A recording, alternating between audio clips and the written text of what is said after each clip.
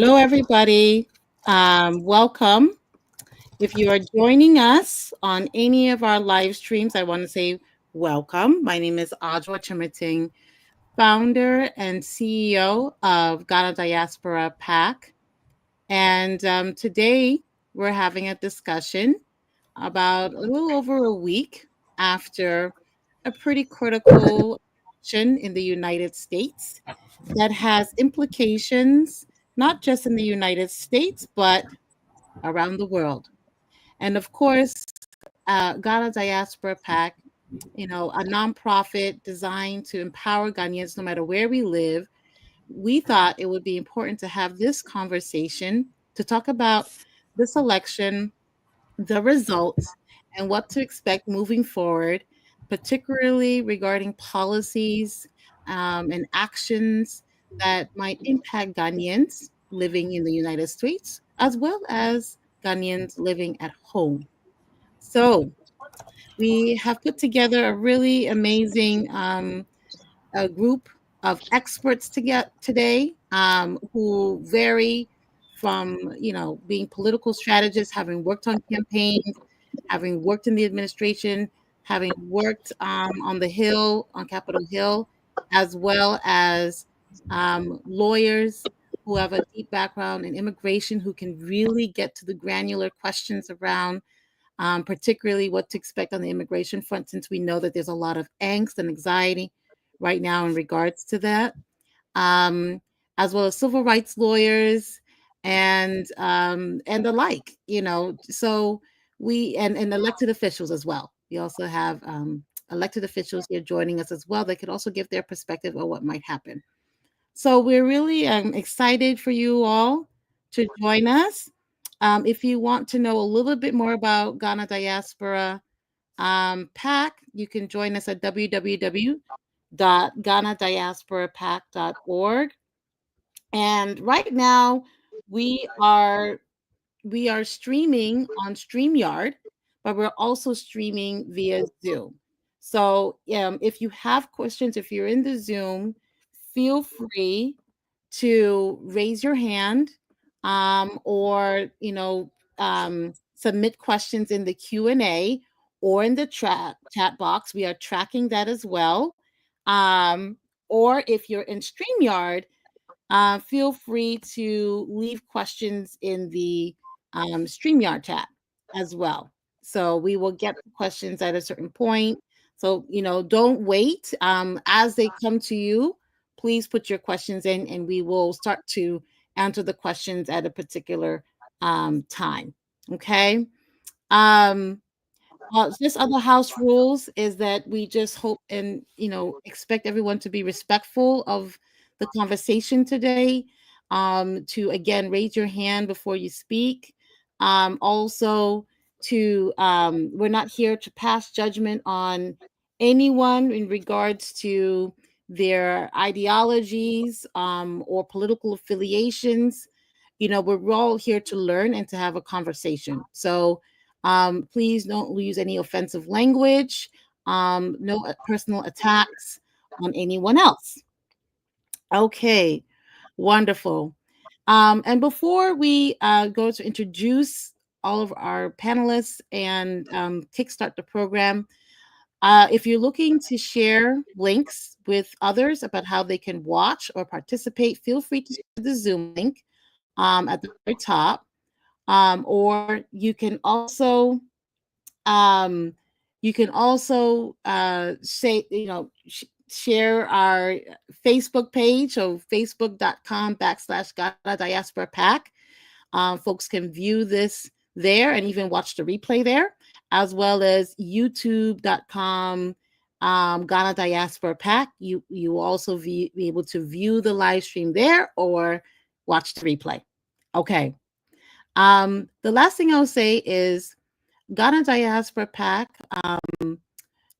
has three arms. So we have the Ghana Diaspora Public Affairs Collective, which is our policy think tank made up of Ghanaians who are public policy professionals, political strategists, and we work on both domestic and foreign policy issues. Many of us have, like I said, worked on the Hill or worked in administration before on the U.S. government side.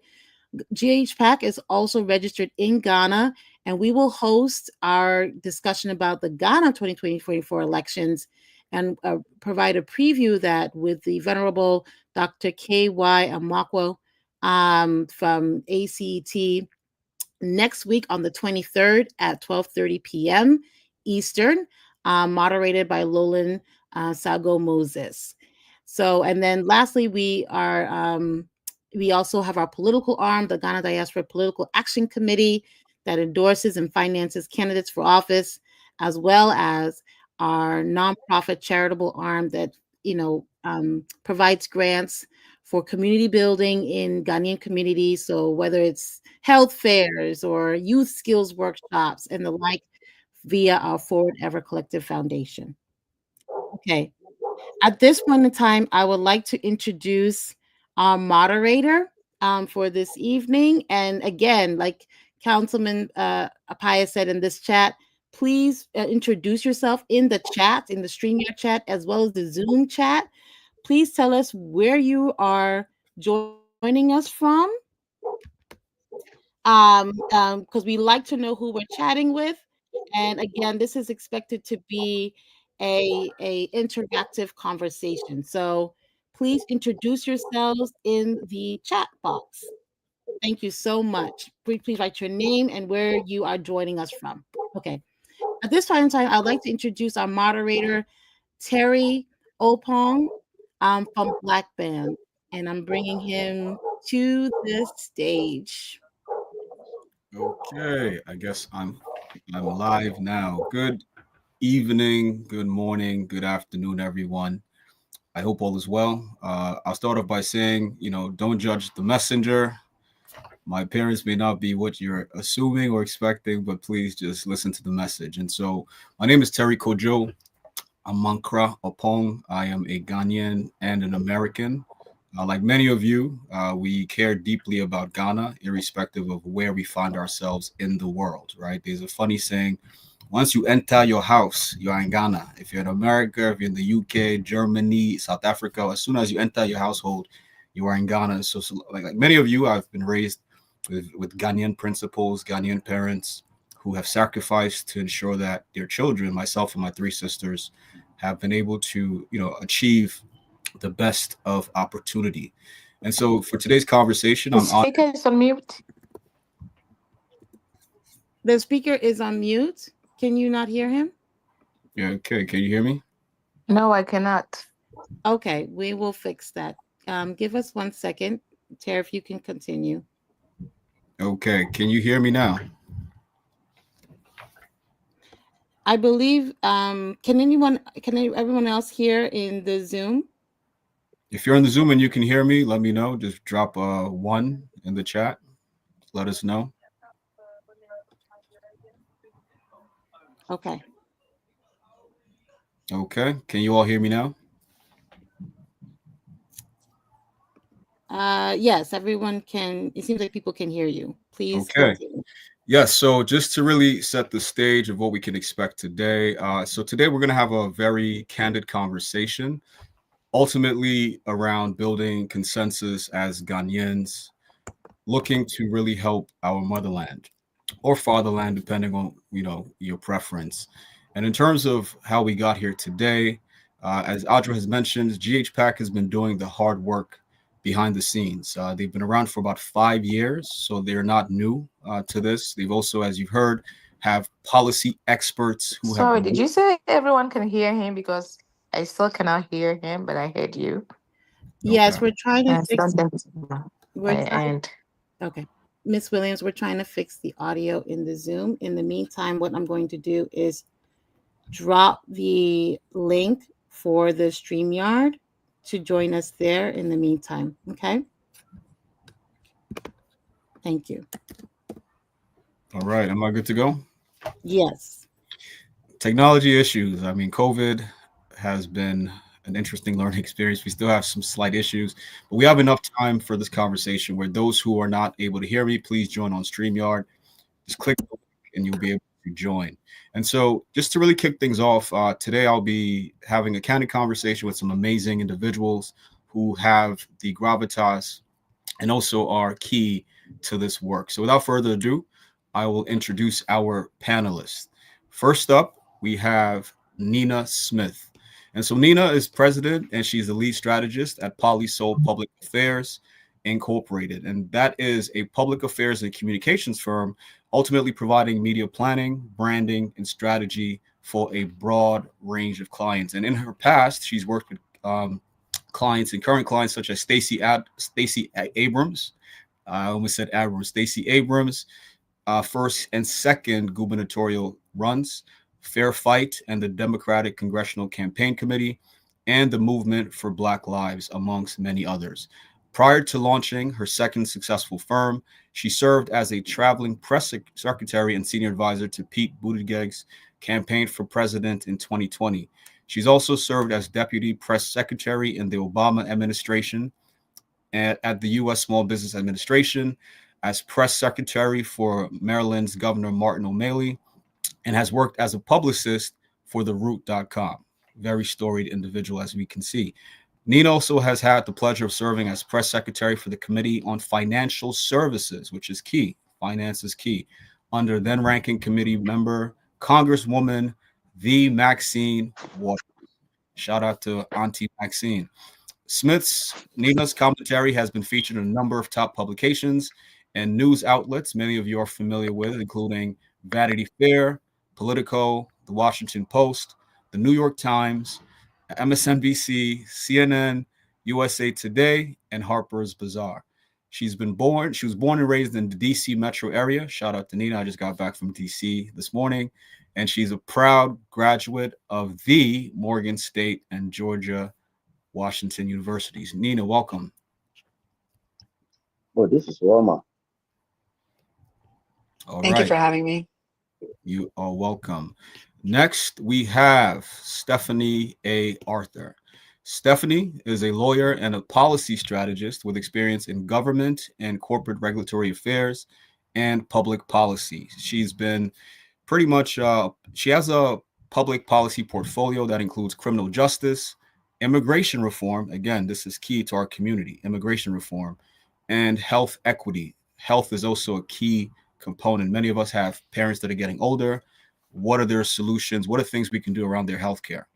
She's also passionate about civic engagement, and she currently sits on the founding council of the Ghana Diaspora Public Affairs Collective. So again, she's one of the key people that was part of this initial grassroots movement that has been around for 5 years. And her work is on expanding GHPAC's reach and making sure that they have key and timely policy discussions such as this one, which she's helped to craft along with the rest. Okay.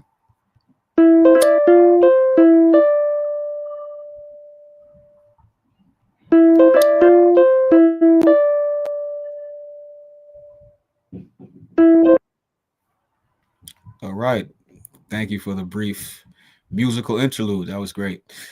Stephanie is an experienced campaign strategist, and she's also a consultant, and she's held senior level positions in very highly contested political races. And most notably, she was serving as the regional Get Out the Vote director in Harrisburg, Pennsylvania for the Obama-Biden 2012 presidential re-election campaign. Many of us remember that campaign.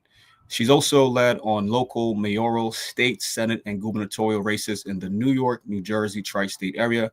Again, we'll talk about local politics today. It's not just about the presidential election. It's about making sure that we also get involved at the grassroots level in your state and cities as well. So some of her roles have included serving as the policy director for the New Jersey Education Association, NJ First PAC, the borough political director for Thompson for Mayor campaign, and the deputy field director for the state senate campaign of Mark Alexander. Stephanie has also served as the government affairs representative for New York Life. Again, life insurance, a very key component to creating wealth in this country. And we know our community, we're affected by these issues. And so she has a breadth of knowledge in that space as well. And when she was there, she coordinated legislative strategy and conducted policy research for the corporation. Again, New York Life is a massive institution. And so just to give you some background on her, As we bring her introduction to a close, again, Stephanie is a first generation Ghanaian American. So she's Ghanaian like many of us and also American as well. And she's hailing from New York, a daughter of the Bronx. BX, stand up. Stephanie, welcome. Thank you. Glad to be here. Okay, next we have Pius Ali.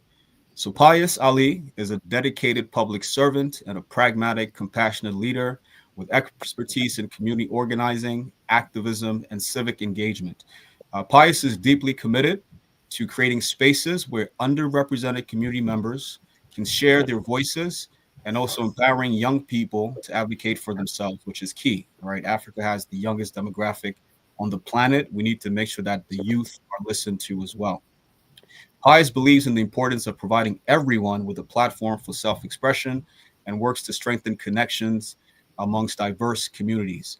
During his time as at Portland Empowered, which he founded, he amplified student and parent voices in public school policy and practice. Again, these are things that affect our community. Your children go to schools. Public school advocacy is key, right? And he also fostered meaningful dialogue across cultural, ethnic, socioeconomic, and faith-based lines. And so in 2013, really quickly, Pius became the first African-born Muslim American elected to public office in Maine. If you all know Maine, it's not an easy feat to do. And he's also the first Ghanaian to achieve such a distinction in the United States of America. Again, America is old, so we're 250 years old. We have really powerful people on the platform. Pius also co-founded the immigrant youth and family focused organizations, including King Fellows, I Am Your Neighbor Books, and Portland Empowered. And he currently serves as an at-large city councilor and mayor pro tempore on the Portland, Maine City Council. Pius, welcome. It's a pleasure to have you. Thank you for having me. You are most welcome. And then lastly, we have Ekwa Ohentwene Abwaje Esquire, lawyer. We have to make sure we pronounce these things well. So Ekwa is the founder of AK Poku Law, PLLC. If you're on LinkedIn, you probably see her posts. I know I definitely do. She shares a lot of insightful information around immigration, issues that affect our community, and is an advocate in helping people get things done. And so she's licensed to practice on 2 continents. Here in North America, she practices in New York, USA, and in Africa, she practices in our homeland of Ghana. Ekwa has worked in the past with a general practice law firm in Ghana and very briefly with a Wall Street firm here in the United States.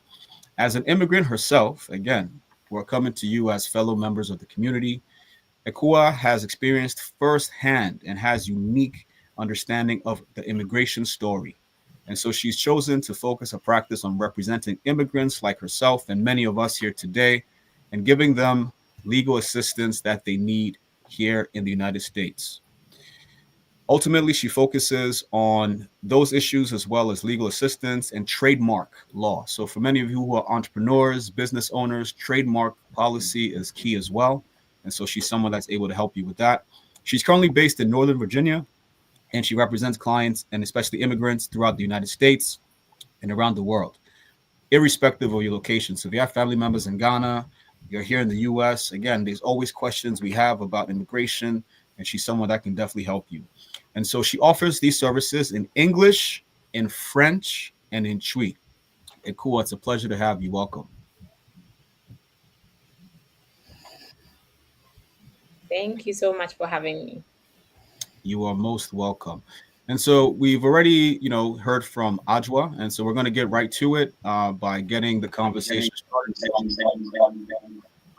Hopefully you can hear me. If you're not able to hear me on Zoom, we have the StreamYard link, and hopefully everything is working out well there. So let's get to it. It's been a very interesting past couple of weeks, to say the least. And again, irrespective of who you voted for, today is not about who you decided to vote for. It's about what is the impact on the election specific to Ghanaians in America and in Ghana. We can't change the outcome. It is what it is. Irrespective of who you voted for, we still have to live and coexist in this world, okay? And so again, we ask you to be respectful and be open-minded, right? Such that we can learn from each other and understand how this affects you, your aunties, your uncles, your nieces, your nephews. You may be all set. You may not need any help, but I'm pretty sure there's family members that need help. And so we want to make sure that you're able to understand these issues, especially if maybe you're the breadwinner. You're the one who's in America.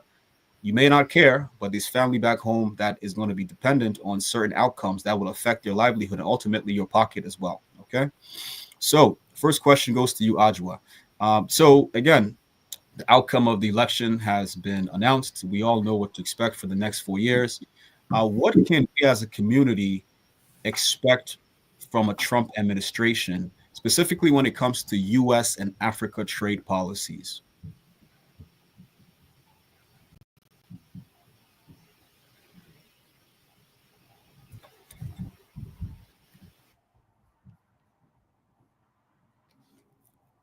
Audrey, you're on mute. Okay. Can you hear me now? Yes, ma'am. Okay. All right. So I'm hoping folks can hear me in the Zoom as well. But essentially, the question that Terry just asked was, what can folks expect from the Trump administration or the Republican Congress now that they've won both the House and the Senate regarding foreign policy and U.S. Ghana issues? Is that correct?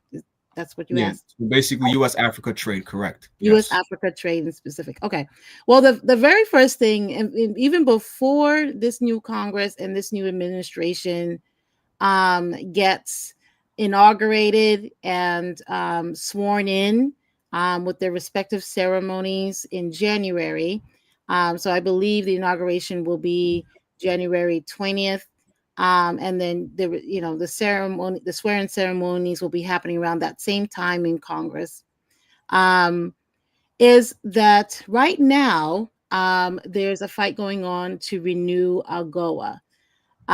So AGOA has been the governing law regarding U.S. Africa trade for over a decade, and it's up for renewal.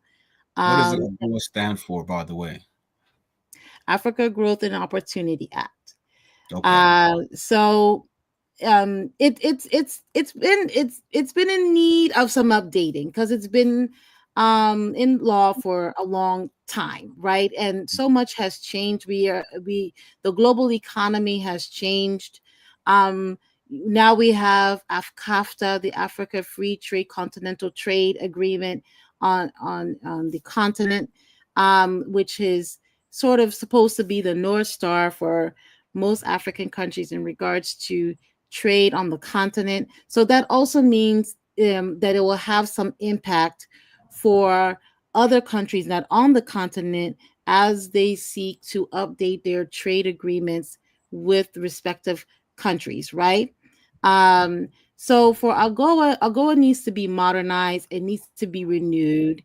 And unfortunately, there is concern that this upcoming administration and this upcoming Congress will not be interested in the current version of AGOA.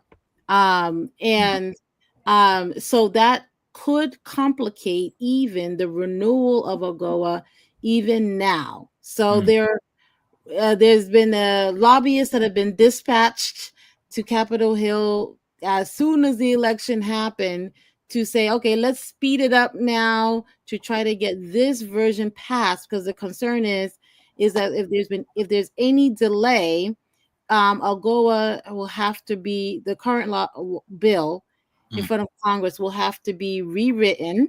And it may be written in a way that would be very different from what we know AGOA to be. So when we talk about what AGOA could be under Republican control, we know that we can just look to what has been discussed to date, by Republicans on foreign affairs, both from the Senate side and on the House side. And what they have shared is an interest in pursuing trade preferences, meaning creating and curating a list of countries where they have trade preferences. There will be an interest in um, um, increasing the number of U.S. Exports to the continent, and not necessarily bilateral trade, right? So rather than it being, a lot of imports from respective African countries and export, there would be a focus and shift to the focus on U.S. exports in a way that competes with China. This administration coming in, everything in regards to all foreign policy, but especially Africa, is going to be how is the United States competing with China? And so right now, being that China has now surpassed in Ghana exports by the US, right? China has surpassed the number of companies than the US has, right? So US used to lead in the number of companies, and FDI, foreign direct investment, in Ghana, and China has surpassed the US on FDI, companies, and exports. So that will tell you what the US intends to do with AGOA under Republican control, which is to increase in those areas. So let me I'll just end by saying, wrap by saying that where there could be opportunity for diasporans is that, as Americans, because even though we're Ghanaian, we're considered Americans here in the United States still for now. When we start businesses at home, they're considered American investments at home. So that is very important. And to date, there is an agency called DFC,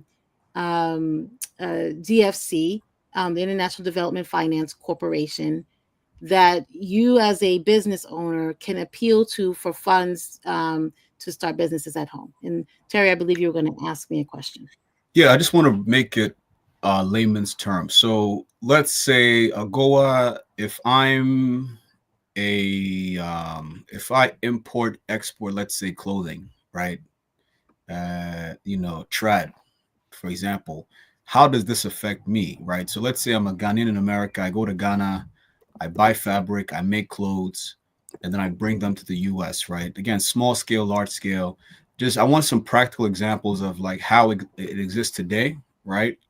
In terms of the current situation, and then based off of this opportunity, right? I like to look at challenges as opportunities, to your point, because there are a lot of us that are Ghanaians, yes, and we also Americans. Ghana is one of those unique countries where I know we allow dual citizenship, right? So you have a lot of people who have a Ghana card, Ghanaian passport, and then also are able to, leverage the American side as well. So how can this practically, give me like a practical example that someone can really envision of how it works now, and then based off of this new push to compete with China, there's a ton of Ghanaians in America. A lot of people I talk to have a business idea. A lot of us are challenged with finding funding to start these ideas or these businesses. You have a lot of people who've started businesses who are Ghanaians and Americans and are struggling to scale the business, right? So wanted to give some, if you had some practical examples so that people can further understand this opportunity. Yeah, so to date, textiles have been a trade preference under AGOA.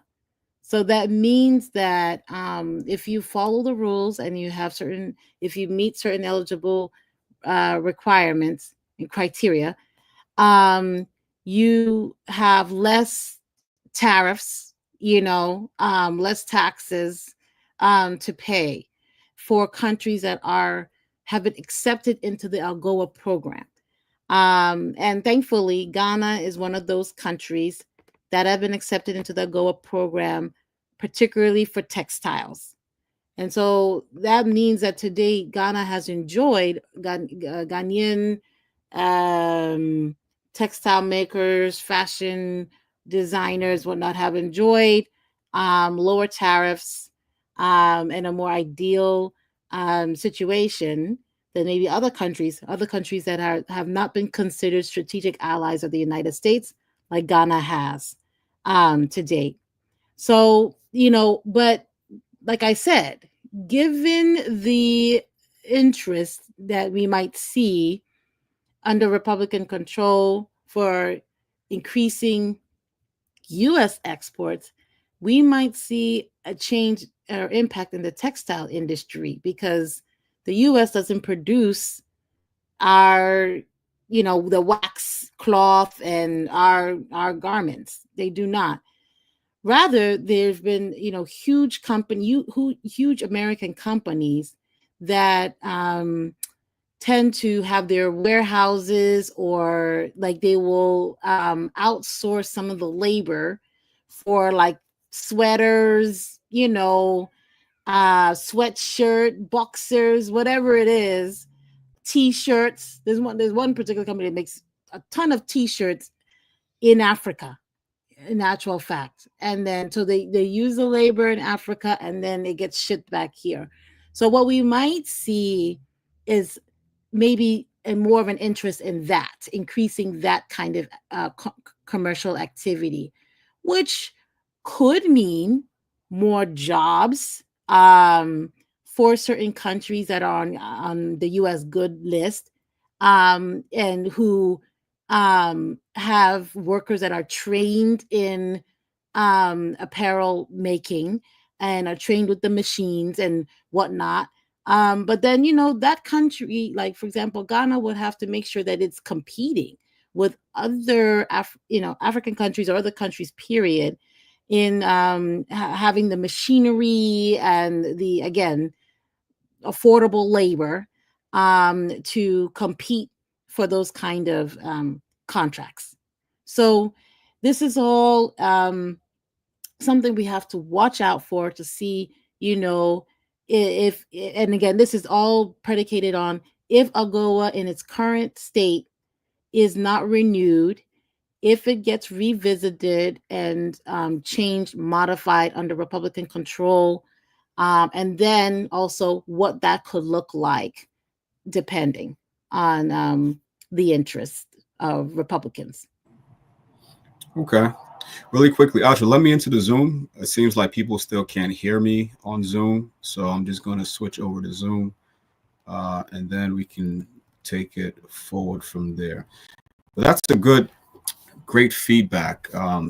Give me 1 second here.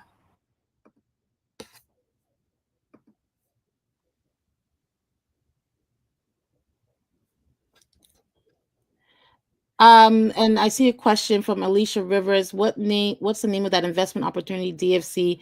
That is the International Development Finance Corporation. That is a federal agency that provides grants, loans, mostly loans, because if you're doing more grants, that's more USAID and the State Department, but loans. So and also can facilitate private to private agreements as well.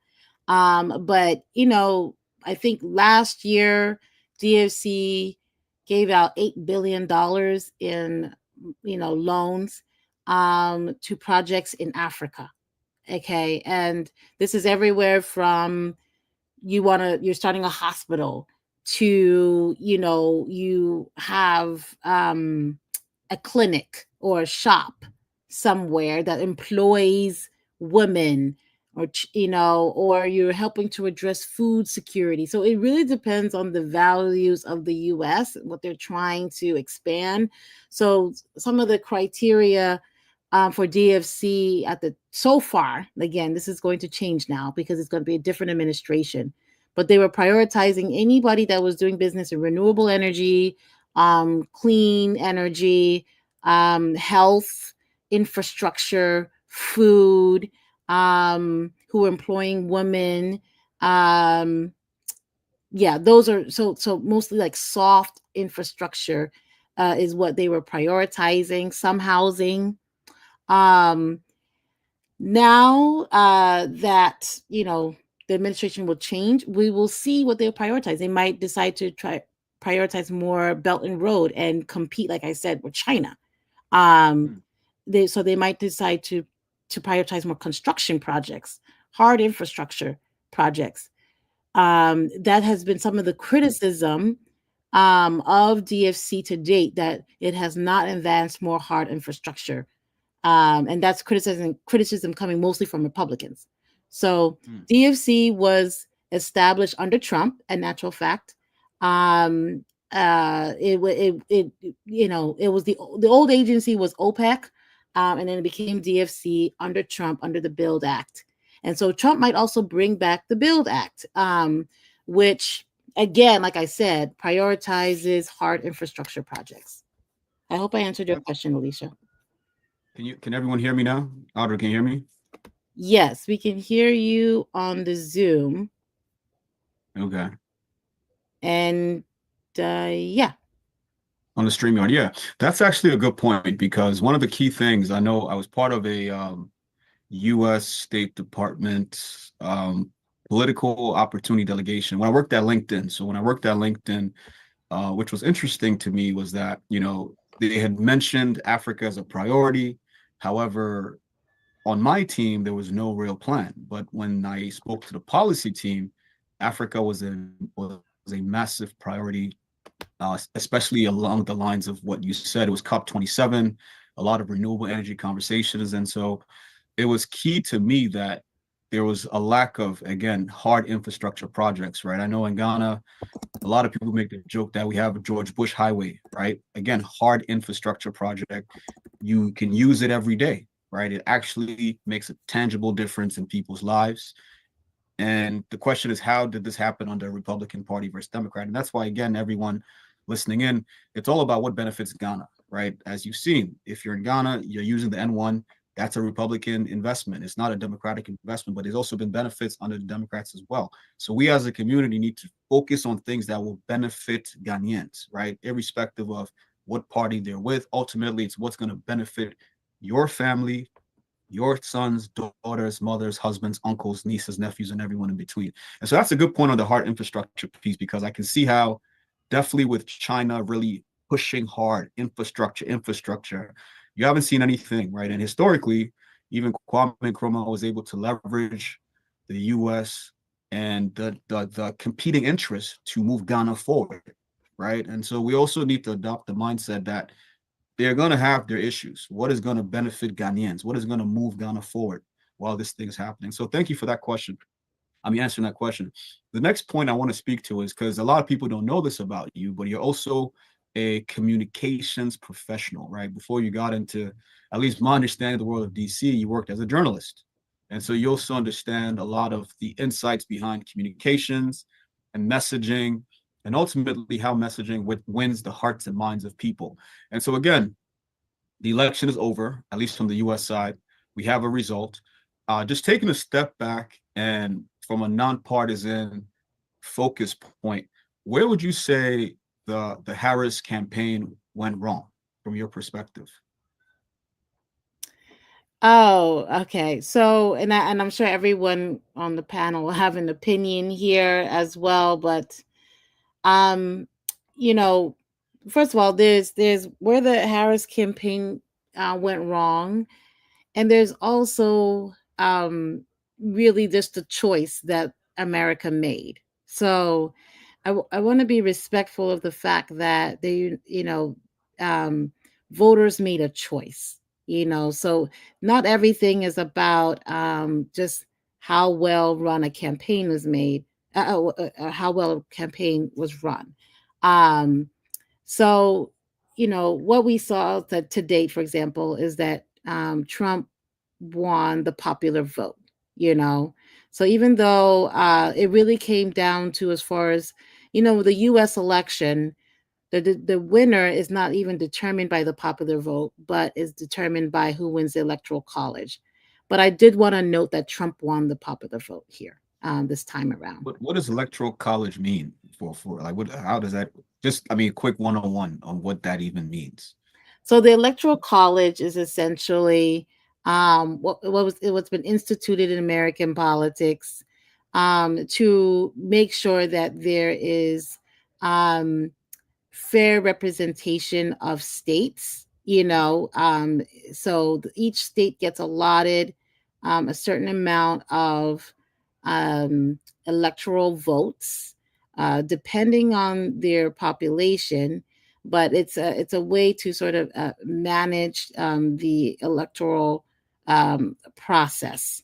And so you need to win 270 electoral votes, depending on which states you win. And so you will find that certain states that have been called battleground states are battleground states because they have a ton of electoral votes, and because they can swing at any given point between the two major parties here in the United States.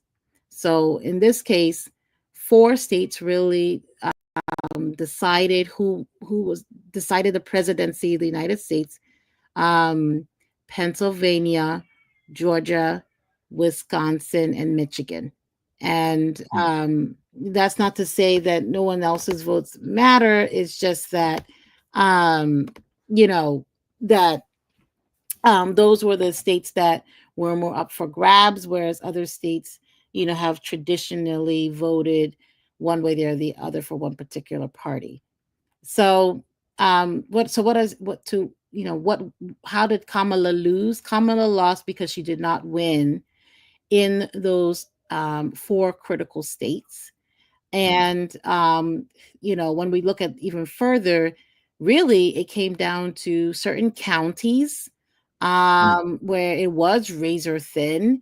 And had she turned out her voters, because a lot of voters stayed home. So we see now that a lot of Democratic voters stayed home, right? So she did not turn out her base as needed in these battleground states, right?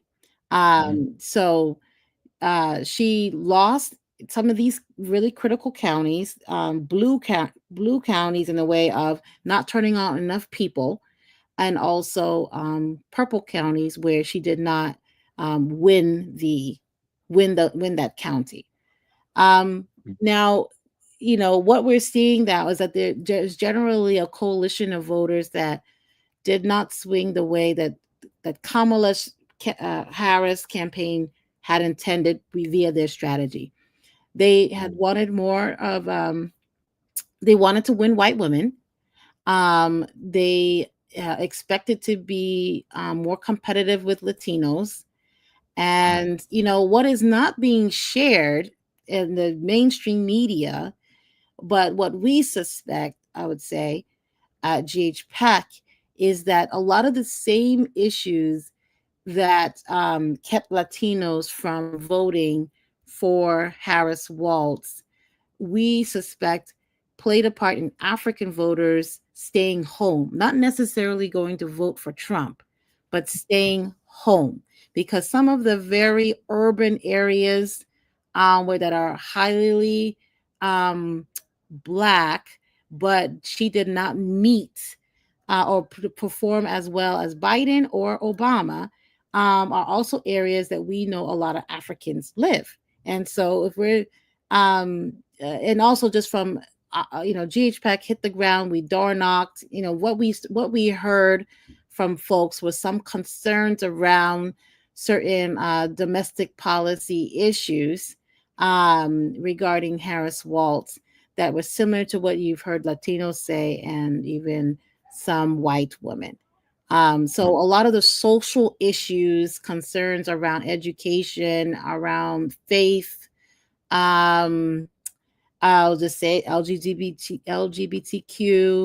a lot of those issues we heard when we went door knocking, and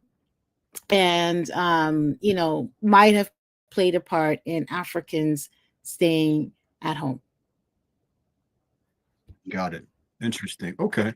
And I don't know if anyone else wants to jump in. Yeah, I was going to say, Pius, I wanted to get your opinion, especially from taking that conversation, right? And then we just heard about how it was literally people in cities, towns, urban, rural areas that didn't come out in certain places. How can, ultimately elections have consequences, right? So how do we get our communities, right, to get involved both locally and nationally based off what we just heard? And of course, after Pius, anyone can chime in, but I just wanted to get your perspective on that.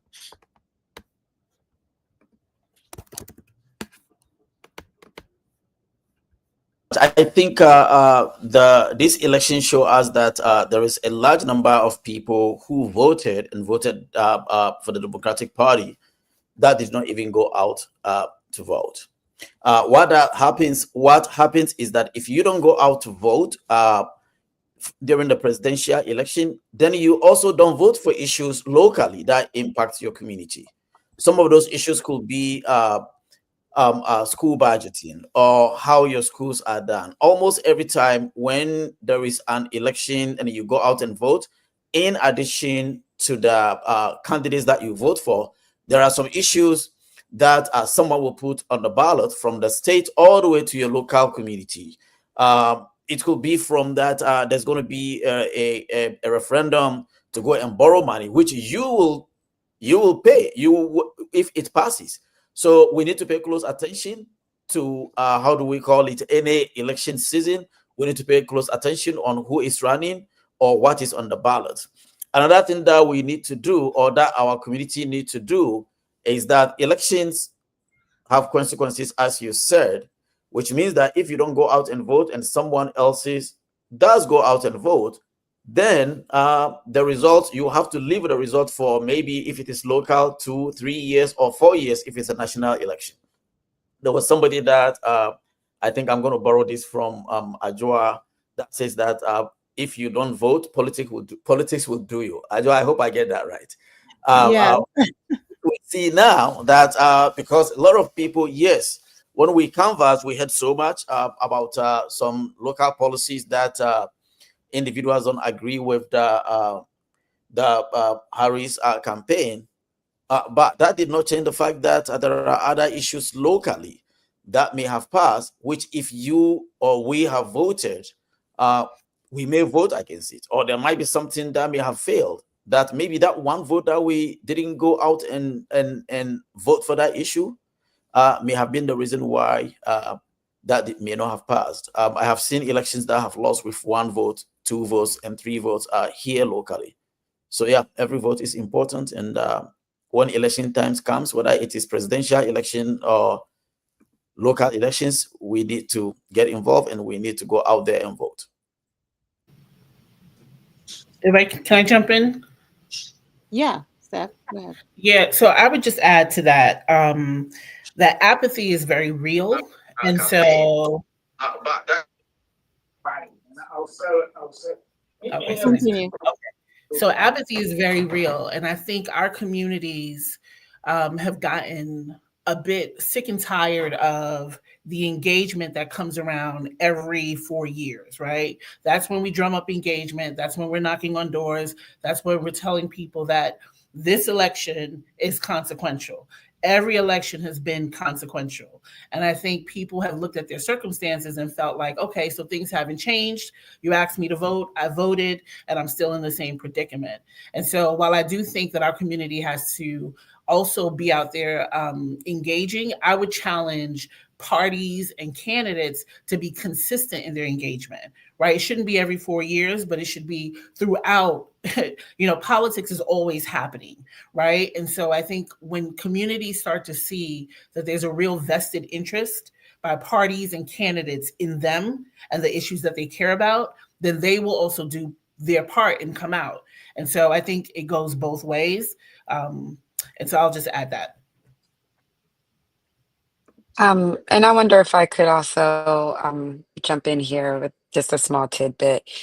Stephanie's absolutely correct. I feel like, in particular, the Democratic Party, because we were on the losing end of the election, there's been a lot of reflection about the engagement, and hopefully they will take notes from this current election. I also wanted to add, though, that our communities were very much targeted by misinformation from foreign actors on an ongoing and regular basis. I mean, and they've been honing and sharpening their strategies and tactics for at least a decade now since Donald Trump has come on the scene. There's been a huge and very concentrated effort on spreading misinformation and drumming up and raising the importance of certain issues to obscure and distract from certain proposals and approaches to policy that we may not necessarily agree with.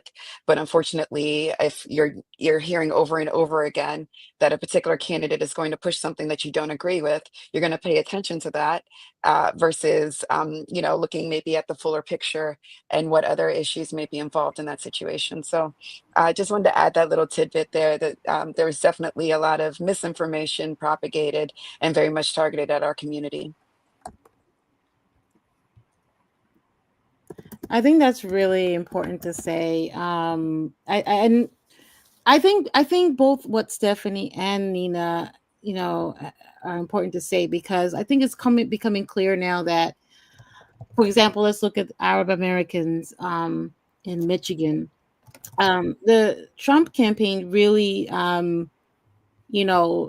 engaged with them, I think, more than maybe perhaps folks realized, and made a number of promises as well. So, for example, we're seeing that even in the appointments, where it's been that Trump announced his Secretary of State could be, Mark Rubio, or that's been at least a rumor that's where he's leaning towards. That disappointed Arab Americans in Michigan, because they were promised by the campaign that it would be Rich Grenell, who has a less of a hawkish approach to the Middle East than perhaps Rubio, who's basically saying, hey, let Israel do what they please. Okay.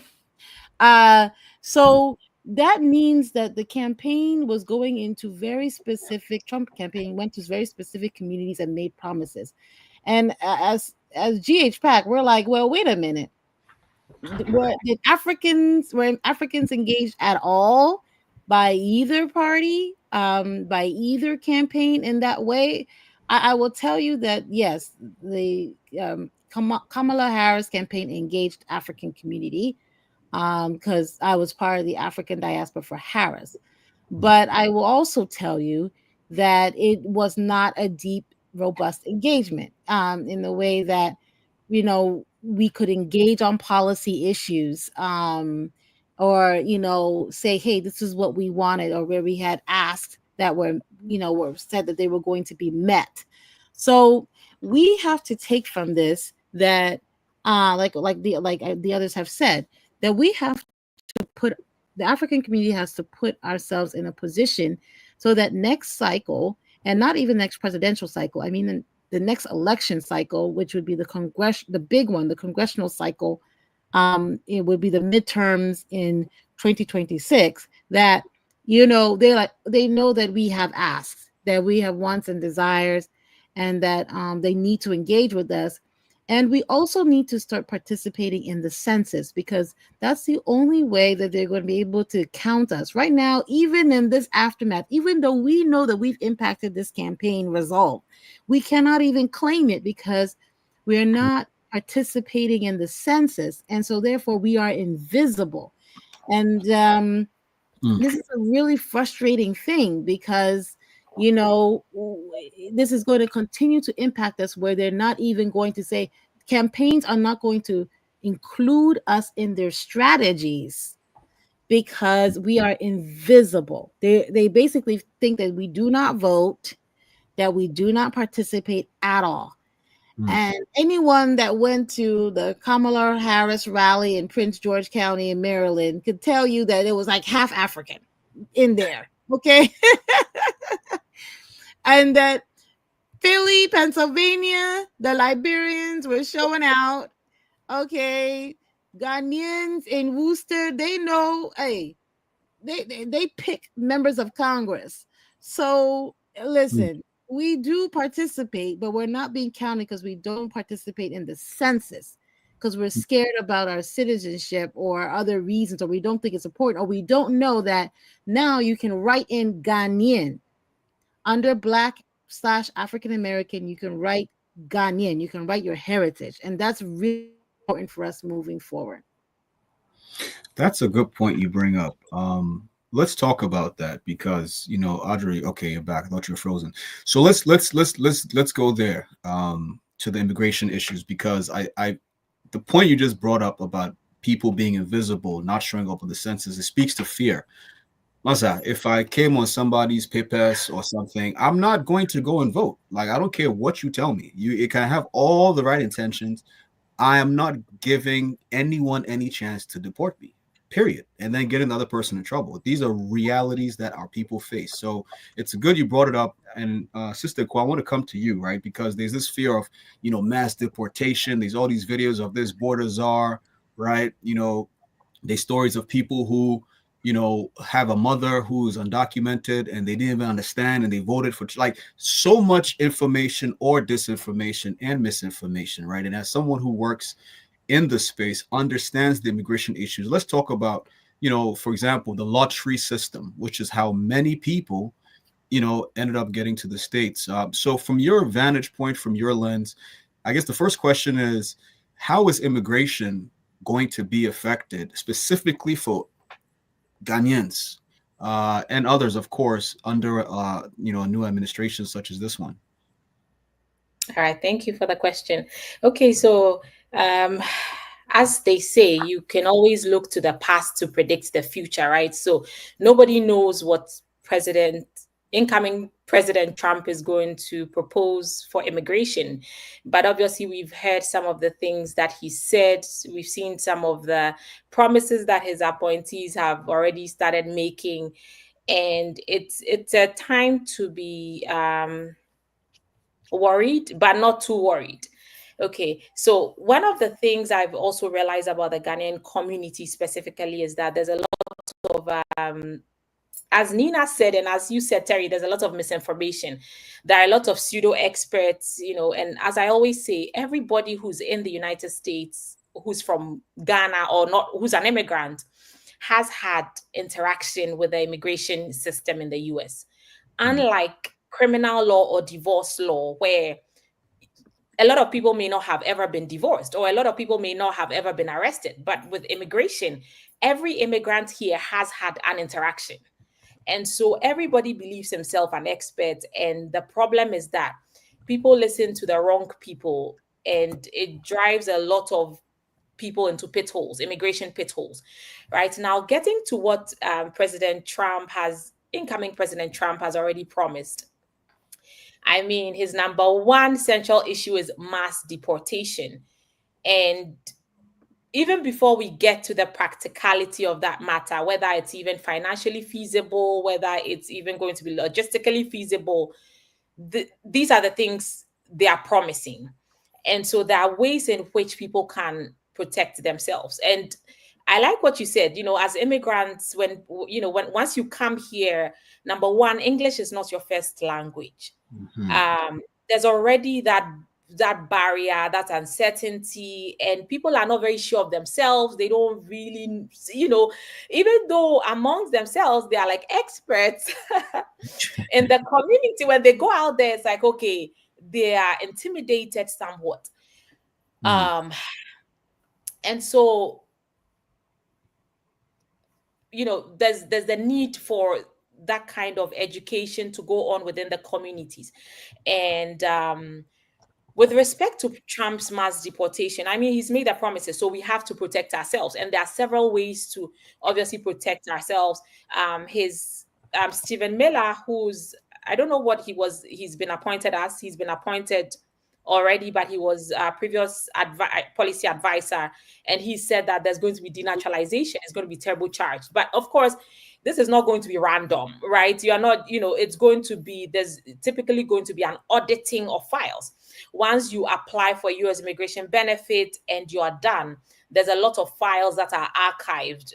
NARA, they archive all these files. And so they already did set up a denaturalization section when President Trump was in office. They're going to do that again, likely going to do that again during President Trump's era. They also, appointed more officers to audit the millions of files just to see if they'll find people who should not have been naturalized. Because again, when you're applying for a U.S. immigration benefit, it's an officer, it's a human being with flesh and blood who's going to be adjudicating your application.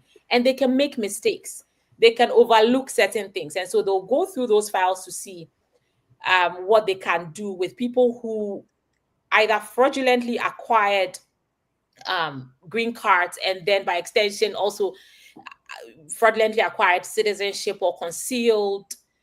Okay, thank you, Yakrantin. He's going to be chief policy advisor again, right? Those who criminally also procured U.S. citizenship.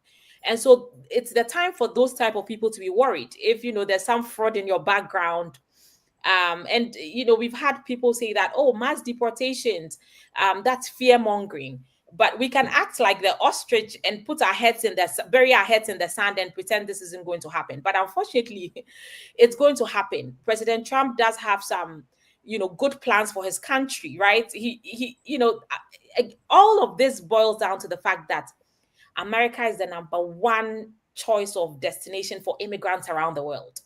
It's not Germany, UK, or whatever other country, even Canada. I mean, sometimes I sit in my office and laugh. I have Canadian citizens, they call us all the time. They want to relocate from Canada. I'm like, why do you want to relocate? They're like, oh, that place is dead. It's too cold. It's dead. Like America is where it's at. Like the vibe is here. The reviving, right? So everybody wants to come here. And that's why the borders are so choked. And so Trump is, he's right to want to protect these borders. But I realize that his, the plans to protect the borders, it doesn't really particularly affect Africans because a lot of the bulk of Africans come through visa. Like they come with a visa or they come with, they just come being inspected and admitted. Unlike the people who are from Mexico and all these other countries who are coming in through the border. One of the things that really particularly affects the African community is the issue of fraud. It's if they go back to audit, there's going to be a lot of problems for many of us. And I was reviewing some statistics by the Migration Institute of Migration Policy, and there are some things that there's some criminal activities that when you get involved in, or there are some things that have gotten immigrants deported, right? And the top 7 are, let me just mention maybe a couple of them to you guys. Immigration violations. If there's entry and re-entry, false claims to U.S. citizenship, alien smuggling. If you are bringing somebody in contravention of law, that's alien smuggling. Number 2, the second thing that has gotten immigrants deported the most in the United States is traffic offenses. And I say this all the time. You're undocumented. You have no business driving without a license. DUIs, those things. Number 2, dangerous drugs. 3rd, most common issue to get immigrants deported. 4, assault. 5, weapon offenses. 6, burglary. 7, larceny. Larceny is a fancy way of saying stealing. So if you take something unlawfully. So these are the things that we need to start understanding, because again, Trump is saying there's going to be mass deportation, but they're going to prioritize people who are security risks, terrorists, who have criminal backgrounds or criminal violations. And so, you want to start looking at these type of things to make sure that you are not caught unawares. One other thing also, let me mention this. So another very disturbing thing is the fact that the immigration court system is going to get even more choked. When President Trump left office in his first term, he left behind about 1.3 million cases in immigration court. And for context, we have just 60 immigration courts around the United States. And currently, the backlog has already grown to almost 4 million cases in immigration court alone. I won't even talk about 4 million.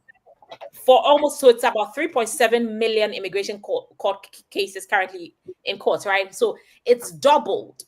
And people attribute it to the fact that Biden was really flexible with the border talk. And that's one thing about Trump. He's really tough on the border talk. So already it's repelling people. The word has gone out like, oh my God, he's back in power. Don't you dare go near the border. So that's, likely going to get reduced. So yeah, we are looking forward to a very tumultuous next 4 years, but it doesn't have to be so if you go in well prepared, well informed, and taking the precautions that you must take. If I may add, though, because I see the question, do you think this administration will end birthright citizenship? 100%. This is he has. Let me just put it this way. Roger, let me just really quickly. So, yeah. What does that mean? So, for many of you, it means if you're born in America, again, we know many Ghanaians and people who come to America right before they're about to have birth. You give birth here and your child is a citizen, then you go back to Ghana, right? This is a reality. Countries like Japan, they do not give birthright citizenship. I know people who were born in Japan, they've been in Japan for 26 years, and they're now becoming citizens. And so when people say ending birthright citizenship, just for context, it means that no longer are you can come here, give birth, and your child is automatically a U.S. citizen. So Audrey, over to you. Wanted to give some comments. I'm so sorry. Let me just add to what Terry was saying. So that birthright citizenship is guaranteed by the 14th Amendment. Anybody, principle of jus soli, born on U.S. soil, you become a U.S. citizen, apart from obviously the exception of diplomats and things like that.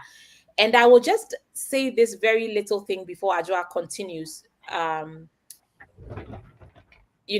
So the Constitution was written over, I believe, in 1787, over 237 years ago. And in order to amend it, you go through a few things. And so let's just bear that. Let's bear that in mind. So you can continue, please. Yes. Okay. So let me then get deeper. Let's just say this: the administration will try to end birthright citizenship, and the reason why they believe that they can try to do so is because they now own the majority of the Supreme Court. So they will attempt to amend the Constitution. I know it sounds so crazy to say it, but they will, or provide a clarifying decision that basically the current implementation of birthright citizenship is not what the founders had intended by the 14th Amendment. And so what they will do is add some additional criteria to be considered a birthright. So meaning what, and this is all based off of what, Stephen Miller, who we know now is the Deputy Chief of Staff and will be lead on domestic policy. And also he has said, like in this past week, in the days leading from the election, as they realized they were about to win the House and the Senate, that this was a victory on, what did he say, Odyssean levels, and meant that basically, and Caesar and whatnot, invoking that they have the mandate. And so what they're going to do is, and what he has indicated in the past, is that they're going to look at how many generations have your family been in the United States. So if you were born here, but you were born to parents that don't have any kind of claim to the U.S. or have not been to the U.S. or whatnot, that they were going to use that as some sort of criteria. So we will see how this will shape up. This will be obviously a major fight. So it's not something that can be done by executive order. It cannot be something that will be done immediately or overnight, but the attempt will be made. And in addition to what Akuya was also saying about denaturalization, that is also an attempt that will be made in the first administration. I don't know how, no one paid attention to this, but they did introduce a task force, a denaturalization task force in 2018. It's really important to say 2018 because 2018 was getting towards the second half of the Trump administration the first time. So it's very tough to do things during the second half of your administration, because then that's when things come into play, like trying to keep the House, in your control and things of that nature. So what we will see is that they set some things in motion. They put the foundation for certain things during the first administration, so that it would be easier for them to attempt to do it during the first year and a half, because that's really that period of time that a president truly governs.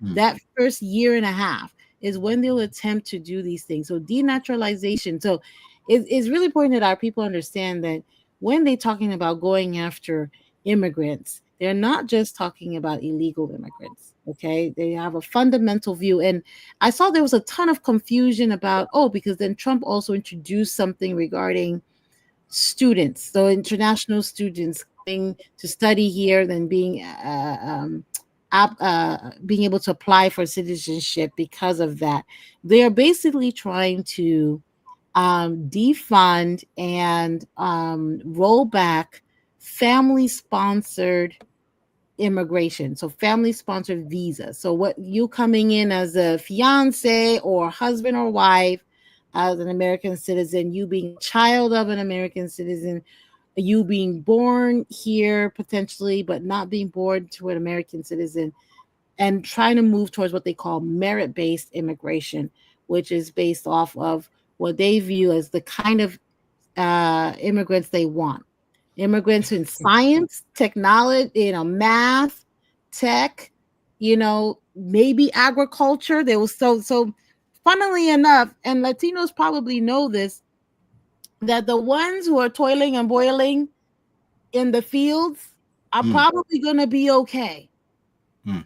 Okay, like the ones in the red states in down south who go to the fields are okay. They do not want the ones that come and don't work.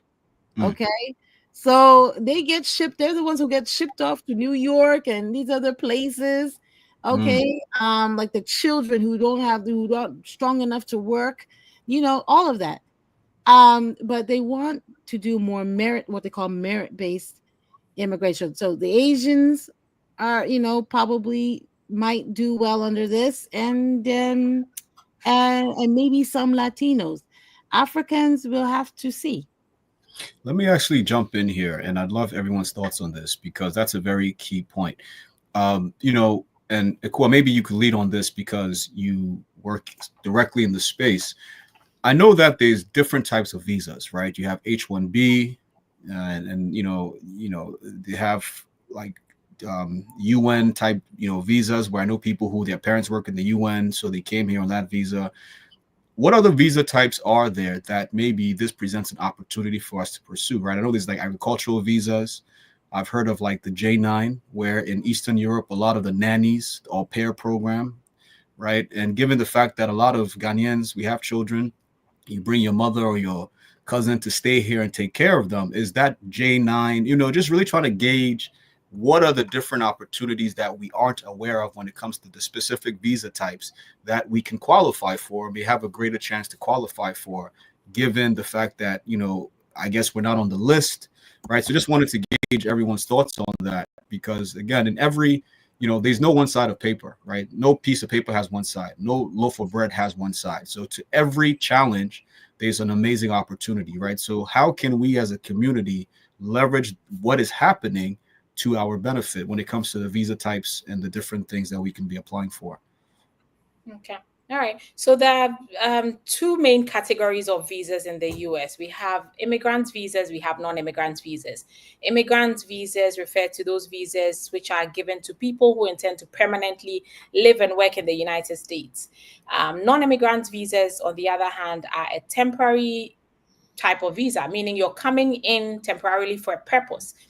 And the purpose for which you're coming in will dictate the type of visa you need, right? So for immigrant visas, there are different categories. And just as I just said, there's family-based, there's employment-based, there is humanitarian-based, and there is the special category. For non-immigrant visas, I remember I even discussed this on across my social media channels. There's almost a visa for every letter of the alphabet. Like there's an A visa, B visa, C visa, D visa, E, F, G, H. I'm telling you, I, J, K, L, M, N, O, P, Q, R, S visa exists, T, U, V. I believe XYZ are the only ones that don't have visas. So it's just so many types of visas. I will give you the J1 visa is a cultural exchange visa. It's for, you're coming in temporarily. There's just too many types to even discuss now. But F1, very popular student visas. That's a great way for people to come in. And when you come in as an F1 student, you're coming in to study, right? And then after that, you could get an opportunity to work.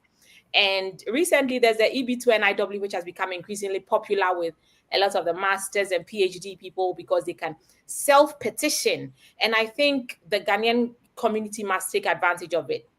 You are allowed to come in and then, typically, if an employer, a U.S. employer wants to file an immigrant visa for you to get a green card, they have to go through a Department of Labor process. They have to certify the labor, show that they couldn't find any willing, able, qualified, and available U.S. workers. That's why they're going to hire you, the foreign national, right, to secure the integrity of the labor markets. Because as I always say, if you tell a Ghanaian, I'm going to pay you 50 cents an hour for a green card, they'll be like, take me as I am. I'm ready for you. But if that happens, then U.S. citizens will be sitting at home with no jobs. Everybody, all the employers, Walmart, they'll all go for Ghanaians and Indians and pay them 20 cents an hour. So there's a process to go through. But if you don't have an employer, you can petition by yourself, the EB2 NIW. If you're able to show to the U.S. government that you're coming to do something that's in the interest of the nation, of the U.S., so they should waive that labor certification requirement that you are required to go through with the Department of Labor. So that's one of the examples of the EB2 NIW. And for the EB2, Terry, there's two types. There's the regular EB2, then there's the EB2 National Interest Waiver. Regular EB2, you are required to have an employer, obviously for people, yes, with an advanced degree, but the NIW, National Interest Waiver, you can petition for yourself. So, yeah. There's a lot of options. And another thing I would like to mention is that it's not all the visa types that every country is allowed to, the nationals of every country is allowed to pursue. For example, H2A, H2B, Ghana doesn't have that treaty, and so we cannot get those type of visas. E2, so there are certain types of visas that are meant for certain nationalities. So all those things have to be looked at as well. That's a very, very good point. So I'll just jump in really quickly. Yes, Stephanie, please. Let me just jump in really quickly. So to Attorney Poku's point, the H2A visa, the fact that Ghana is not on the list, we don't have the treaty. That's why organizations like GHPAC and other lobbying organizations are going to be very vital in making the argument for why can't Ghana be on the list. Because if you do research, you'll find that Ghana's agricultural population, I think, is 32%. Why can't we benefit from that visa? We have the labor, we have the talent, we have the skills. We should be on that list so we could bring our people here as well. And then that, once you're here temporarily, you can then leverage that into a student visa if you decide to go to school or some other opportunity to keep you here, right? So we need to be thinking very strategically about where our people can come in. If we're not on the list, then we need to advocate and lobby. That's why, we have lawyers, we have lobbyists, we're all in DC.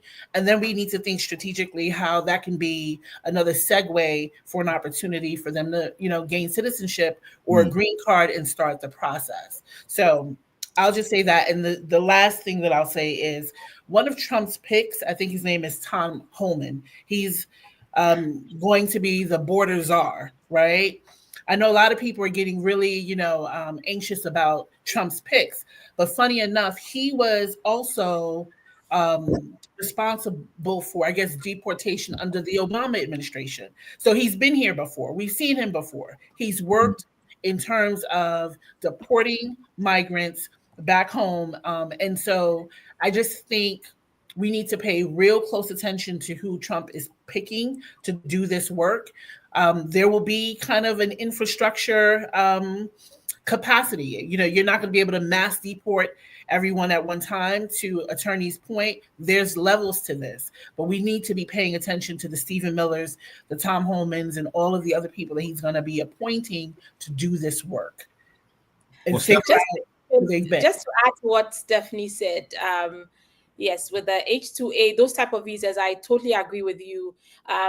The attorneys have attempted to talk with some people, the ambassadors who have been here, but it's never been a priority. So that's a really good thing to pursue. And then moving on to the border czar, as I like to say, they are going to go after the lowest hanging fruit. You don't want to be that lowest hanging fruit. So you have to be very careful, just protect yourself and make sure that you are not an easy target, because somebody's going to go first. You could either go last, or you could just be at the point of going when Trump gets out of power. So you just have to be very vigilant and protect yourself. That's actually a great point, Stephanie. I want to come to you and then we'll go to Pius. So based off of this, right, it seems there's a lot of like identity politics at play, right? Because again, Ghanaians are very industrious people. We have comments in the group talking about, STEM based education, and we lead when it comes to a lot of these professions, right? You think about Ghanaian doctors. There's more Ghanaian doctors in New York than the whole of Ghana, right? Very successful people. It's crazy, but these are the facts, right? You have the Ghana Physicians and Surgeons Foundation. You have a lot of entrepreneurial Ghanaians who are doing things in STEM, pharmacy. So when you think about, the census and all these things that we're not doing, how can we, I guess, from an identity politics stance, what other issues swing the pendulum, right? Because they say we have the men and the women, right? We have the numbers. You think about Ghana, where 60% of people are working in agriculture. You understand? There's even an article in New York Times. A friend of mine, Dr. Shedrack Osei-Frimpong, he's building an amazing company, and he's raising money, and he's been able to raise money. I helped him connect with one Ghanaian, but these are industrious people. And even one of the articles from New York Times talked about how America is leveraging community health data from Africa, specifically Ghana, to use here. So we are very industrious people. They're using a lot of things from Ghana, but then we're not being recognized again. So from an identity politics perspective, what are your thoughts there? So I'll take your question in a couple of ways. So the first thing is to Nina's point earlier about misinformation. I know she was really talking more on the policy end, but I'll say that within this election, I think the last 3 weeks, the last month, there was all this talk about Black men not voting for Harris, going on voting for Trump. First of all, African men are a part of that Black man, demographic that they're talking about, that electorate.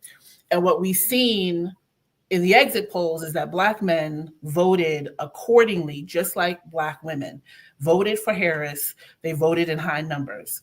Right? I make that point because African men, African people get looped up into the whole dynamic of race, Black, white, this, that, and the third. They never, delineate between the groups in a real way when it comes to engaging us. Right? So identity politics is all through the political game, right? It's intersectional. So you could be, for instance, one of the issues that was a major issue was LGBTQIA and trans boys playing in girl sports. So if you're a Black male who may have an issue with the LGBTQIA position, but you're also a parent that has a daughter playing in sports, right? That's an intersectional issue. You're a parent, that's an identity, right? You're a Black male, you're a male, that's also identity, right? And so all of these issues weren't necessarily race specific, they were identity intersectional specific, right? And so there were a lot of issues that I think from the LGBTQIA, from kind of the immigration conversation that aided in certain people feeling like the Democratic Party wasn't speaking to them. And so when we talk about immigration specifically, I've always had an issue with the way that the Democratic Party has messaged it, right? To Attorney Pokel's point, Africans are not necessarily thinking about the border when you talk to us about immigration. We're thinking about visas, right? And so when you talk about kind of the skill set, the workforce, Africans are touted as the most educated immigrant group in this country. So how do you reframe immigration, right? You don't talk about immigration when you're talking to Black immigrants as, or you're talking about, other groups outside of Latinos. You don't talk about them as a burden to the economy, but more so as contributors to the economy, right? All of these doctors, all of these entrepreneurs that come here, Africans are IT specialists, they're lawyers, and so the reason why they tout us as the most educated immigrant group is because they have tracked when an African gets here, how fast we enroll in school, right? Whether it's community college, then we graduate, and then all of the advanced degrees. So when you talk to us about immigration, when you frame that issue, it can't be about us being a burden to the economy. We are contributors to the economy, right? So I think those are the issues that swung the pendulum the wrong way, because they were not speaking to the right groups and reframing the discussion about what immigration really means when someone gets an opportunity here, right? And you look at us, you look at Asians, Koreans, they have the beauty market, they have markets. I live in Maryland. You go to Silver Spring, all of the Ethiopians, they're entrepreneurs. Right? You know what I'm saying? You go to any Dunkin' Donuts or gas station ran by South Asians, right? They're contributors to the economy. So the immigration piece, when we talk about Africans, has to be how we contribute. That's our identity. You want to engage us in the election. You want to talk politics with us. You want to talk about immigration. Talk about how we are a success story when we are here, because the numbers say it. The data shows it.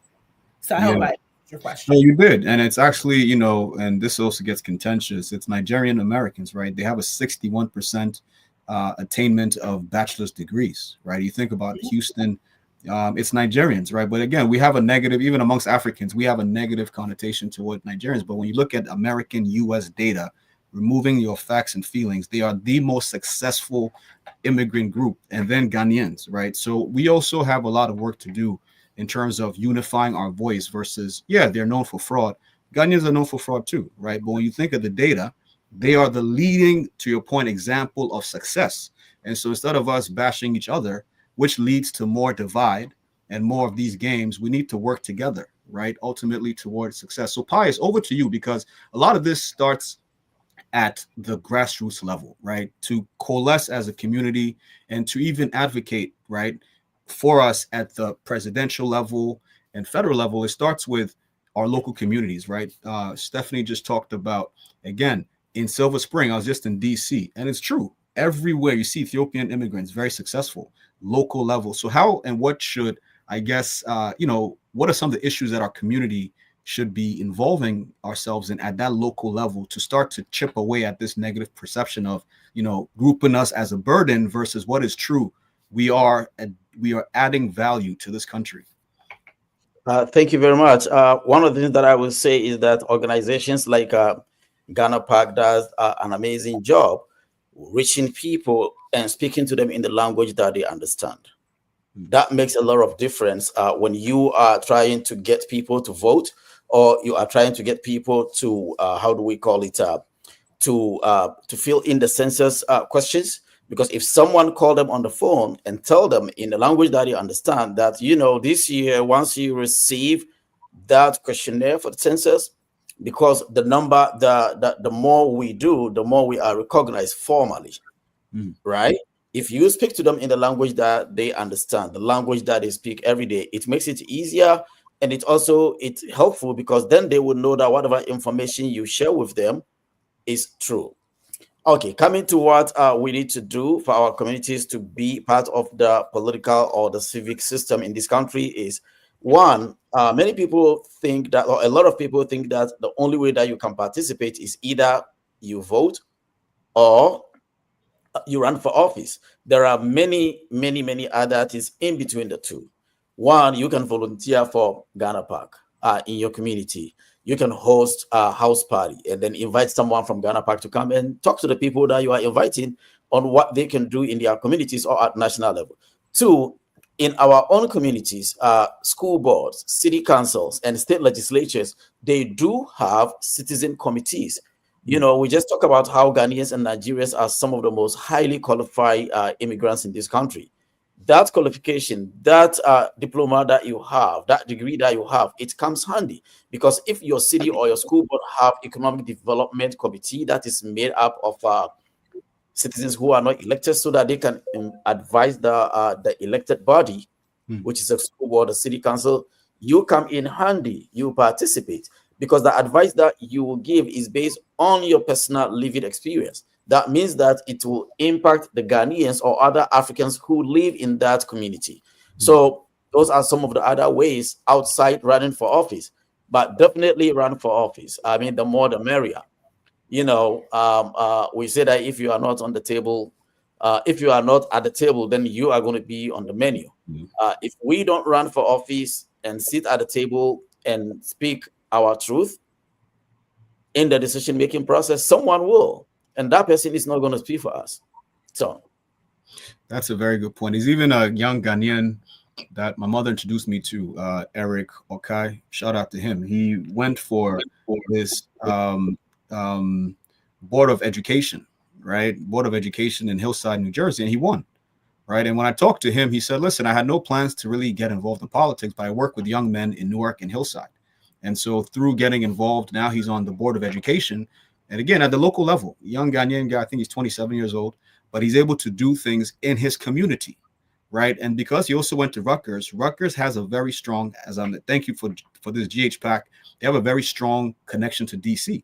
So he can work within his Newark, New Jersey, Hillside area, but then through his connections to Rutgers, also be connected through people like GHPAC to Washington, DC, right? And impacting things there. So that's a very practical story. And again, for those on this call, he goes to Church of Pentecost. So even within various communities, there's young people who are doing things at the local level.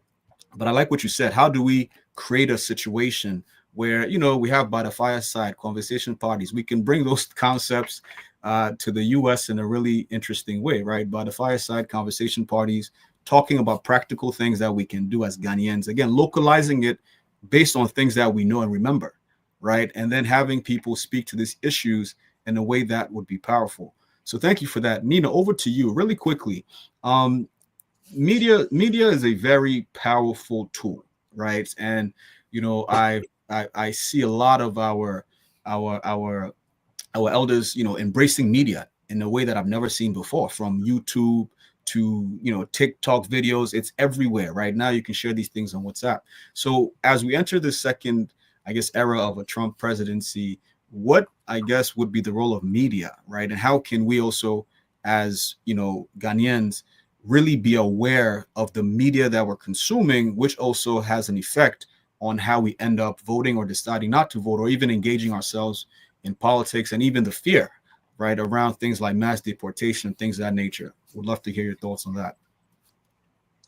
I appreciate the question, Terry, and it's a very important one because we've seen data that came out of the 2024 elections that showed, based on where you get your news from, that's that's the candidate you ended up supporting. So a lot of Kamala Harris supporters read the newspaper, got their news from traditional news sources, and for folks who voted for Trump, they were getting their news from a lot more non-traditional news sources. So, you know, YouTube, et cetera, where traditional news is just migrating to those platforms. And so what you're having, you know, is almost an information vacuum where you can, you know, finding reliable sources of factual information is becoming harder and harder. And as you know, I've heard this repeatedly in the disinformation community, it is cheaper to propagate and push disinformation than it is for you to make sure that people have truthful and accurate information. And so while that's happening, we also have a contraction in media, where I think since 2008, we've lost about 30% of the media industry. That means local news is shuttering. That means, some of the major newspapers that we look to provide news are now behind paywalls, and you have to pay to get the factual information that you're looking for and that you require to navigate daily life. And so, it's almost a crisis in some ways of where folks can go to find information that they can use to make informed decisions in elections, almost in particular, but also outside of that in just everyday life. We also saw a lot in the previous administration. And I think, as we're becoming more and more exposed to various people, news, and information, it's just going to get that much harder, and we have to get smarter about checking our sources, having at least two sources that you look at. I think it's unfortunate that traditional media has fallen a little bit behind. When I say traditional media, I mean, like I mentioned before, newspapers, the radio, journalistic resources where these folks have been trained in looking for information and researching information and reporting it in an objective way. And so that's traditional media. What we have in new media is folks who get on TikTok and they'll do a little bit of research on their own, maybe, and then they'll talk about what they've seen in the news and share it with their friends. And it builds in that way. It's very different, right, from somebody who's been trained in that space versus someone who has taken an interest in it and moved into that space. That said, I mean, it's really, I think, a good thing that people want to know what's going on in their communities. They want to share that information. I think it's just a matter of us getting, again, very good about knowing where our information is coming from, verifying the information, and making sure that if you are going to share that information, that you have verified it before you share it. That's really key. And I've been a victim of this, just being candid and putting myself as a martyr. I believe I need to get better at that, because a lot of times, receive something, you check, and again, you'll be bombarded with 3 news sources that say the same thing. They change up the title, but then again, how do we verify further? So I can definitely see, I guess, one suggestion as we continue to move forward is workshops around that, right? To Pius's point, can we do things at the grassroots level, right? At churches, schools, wherever we collect as Ghanaians and others and friends of Ghana, to really help people understand, because it's part of civics, right? How do you filter information in an age of so much access to information, right? I mean, YouTube gets hundreds of millions of uploads a day, right? How do you filter this information, which is key? And so I actually want to dovetail this into, I think, an interesting point on that, right? Because what does that then mean, right? So all this media and fear, but there's people who are in the midst of, let's say, a green card process right now, Attorney Akua. So from your lens, there's a lot of media, right? There's a lot of information and misinformation. But for someone who right now is watching this, they've applied for their green card, they're in the middle of the process, they're going through it. I guess what is some recourse for them? I mean, at this point, if you are applying for a green card, you're in the middle of the process, you just have to keep going until you get some type of correspondence from the government. Typically, when laws are passed, they're not really retro. They cannot go back to typically undo certain things, right? So if you are grandfathered in, then the current laws would apply to you. So what I tell people is that if you are eligible for something, you're better off applying for it at this point in time, because we don't know what Trump is going to come up with. During his time in office, I've also mentioned this somewhere before, he came up with 472 executive actions on immigration alone. So that's a lot. And he had 39 more that were unimplemented when he left office. And so we would wake up. I was practicing law during his era. We would wake up and something has changed. Every morning there was stress. There was a lot of, and people are like, oh, cash out season. But it's very stressful for us because we have to help help immigrants navigate it. And obviously, President Trump is going to come up with very, very tough rules. And somebody rightly said it. It's not only for illegal immigration. Also for legal immigration, there's just going to be increased scrutiny, and there's just going to be a lot of just tougher adjudication overall. So for me, I know people say that, oh, you're a lawyer, that's why you're saying people should hire a lawyer when they're working on the immigration process. But I highly do recommend it, because once you're working with an attorney, you know that you're guided and you know what you're doing. It's better than just throwing a bunch of paperwork together, submitting whatever to the government, and then hoping that it gets approved without understanding what standard of proof means, without understanding the burden of proof is on. It's just like, you're just doing guesswork with your immigration status. And this is not the time to do so, because during President Trump's first era, when a case got denied, if you filed a green card application, when it got denied and you were out of status, because typically B2 visa, you come in, you are usually given 6 months maximum, sometimes even 3 months. And so by the time a lot of people are applying, they're out of status. If you're out of status, your case gets denied, you are immediately sent to immigration court for deportation or removal proceedings. And it's a very stressful and expensive process, and so if you are doing this, even if you want to file by yourself, it's always good to get legal counsel. Some lawyers say that, once people start applying for some of these things by themselves and they mess up and then they come to you, the attorney, to clean it up, there's something you pay called the stupidity tax or the stupidity fee. CPAs call it, I understand, the ignorance fee, right? There's a premium you pay for ignorance. So we don't want to get into that type of situation. So if you're already in the process, that's fine. But if you're now going to get into the process, I highly recommend that you speak with an attorney, even if you want to clarify a couple of questions before you jump in. That I would recommend, because the Trump he's not joking. It's like he's just come guns blazing. All the things he couldn't accomplish, he's ready to shake it up. He's ready. He's got nothing to lose.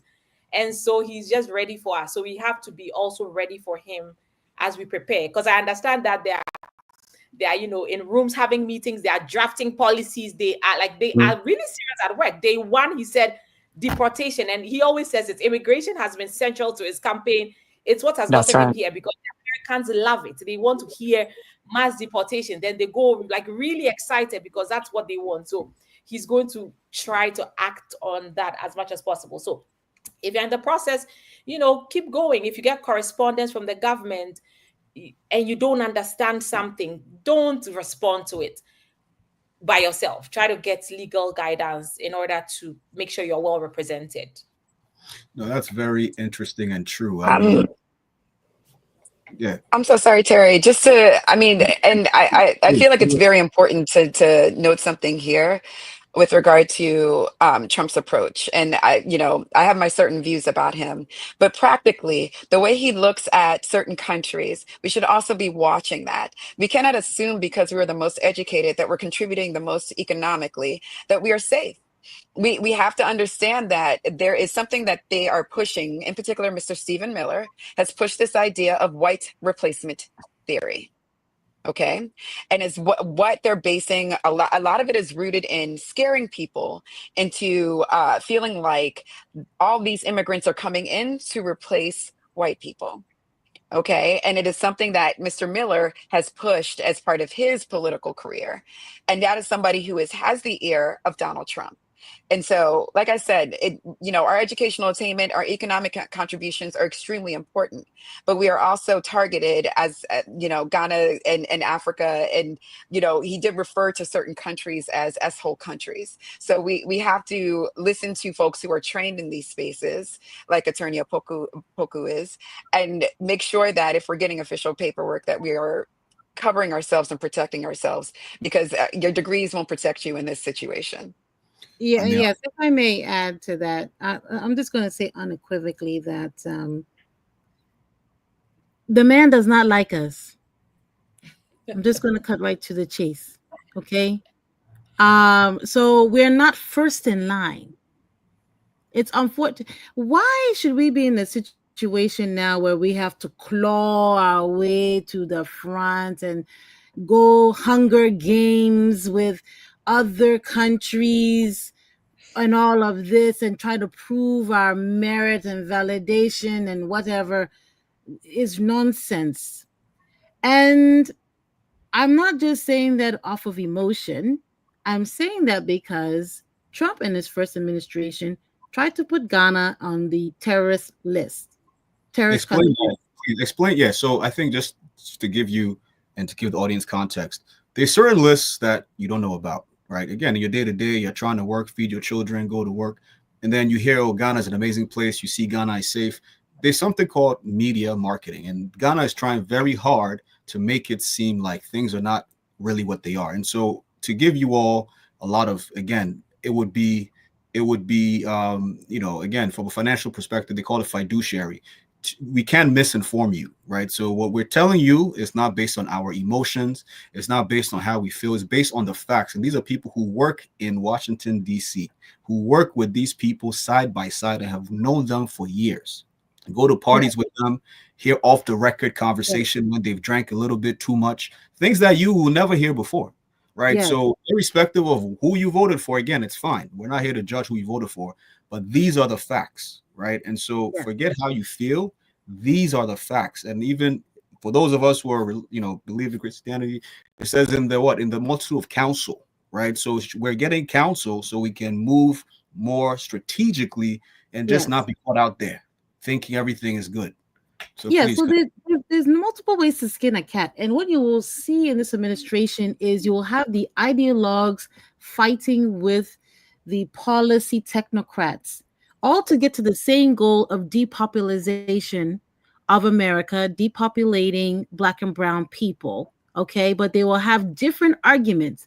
So the technocrats are going to say merit-based immigration, and then therefore maybe we can thrive or survive, based off of the guidelines, like lawyers like Akua, who are saying follow these things to at least try to get through, right?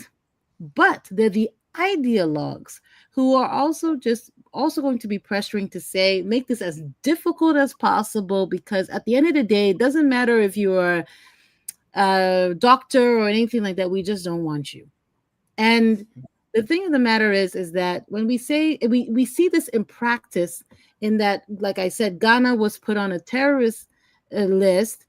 There was a proposal by the Trump administration to say, we're not going to accept any more immigrants or migrants from Ghana because they tend to overstay their visas. So they used a legitimate reason in overstaying visas, students overstaying visas, to try to put in place together something that was nonsensical, which is a ban on us coming, period, right? And so I encourage folks to look it up, or we can share it. But GHPAC, wrote letters to the Department of Homeland Security to say, yes, there might have been some overstaying of visas by international students, but they did not pose any kind of security threat. You see? So this is a situation where, like, why did we even have to make that argument? Because at the end of the day, Ghana is a strategic ally of the United States and should be treated as such. We're not a terrorist country. There's no, we're not one to be making terrorists or growing terrorists. So why were we even forced to make that argument, right? Because of overstaying visas with students? Nonsensical. So that is what I mean by that. Yes, there might be some opportunities to try to take advantage of some of these programs, but we should not be disillusioned by the fact that ultimately they will not be showing any sort of preference or favor towards Ghana, our home country, our country of origin, even as second generation, third generation Ghanaian Americans. That is going to impact us.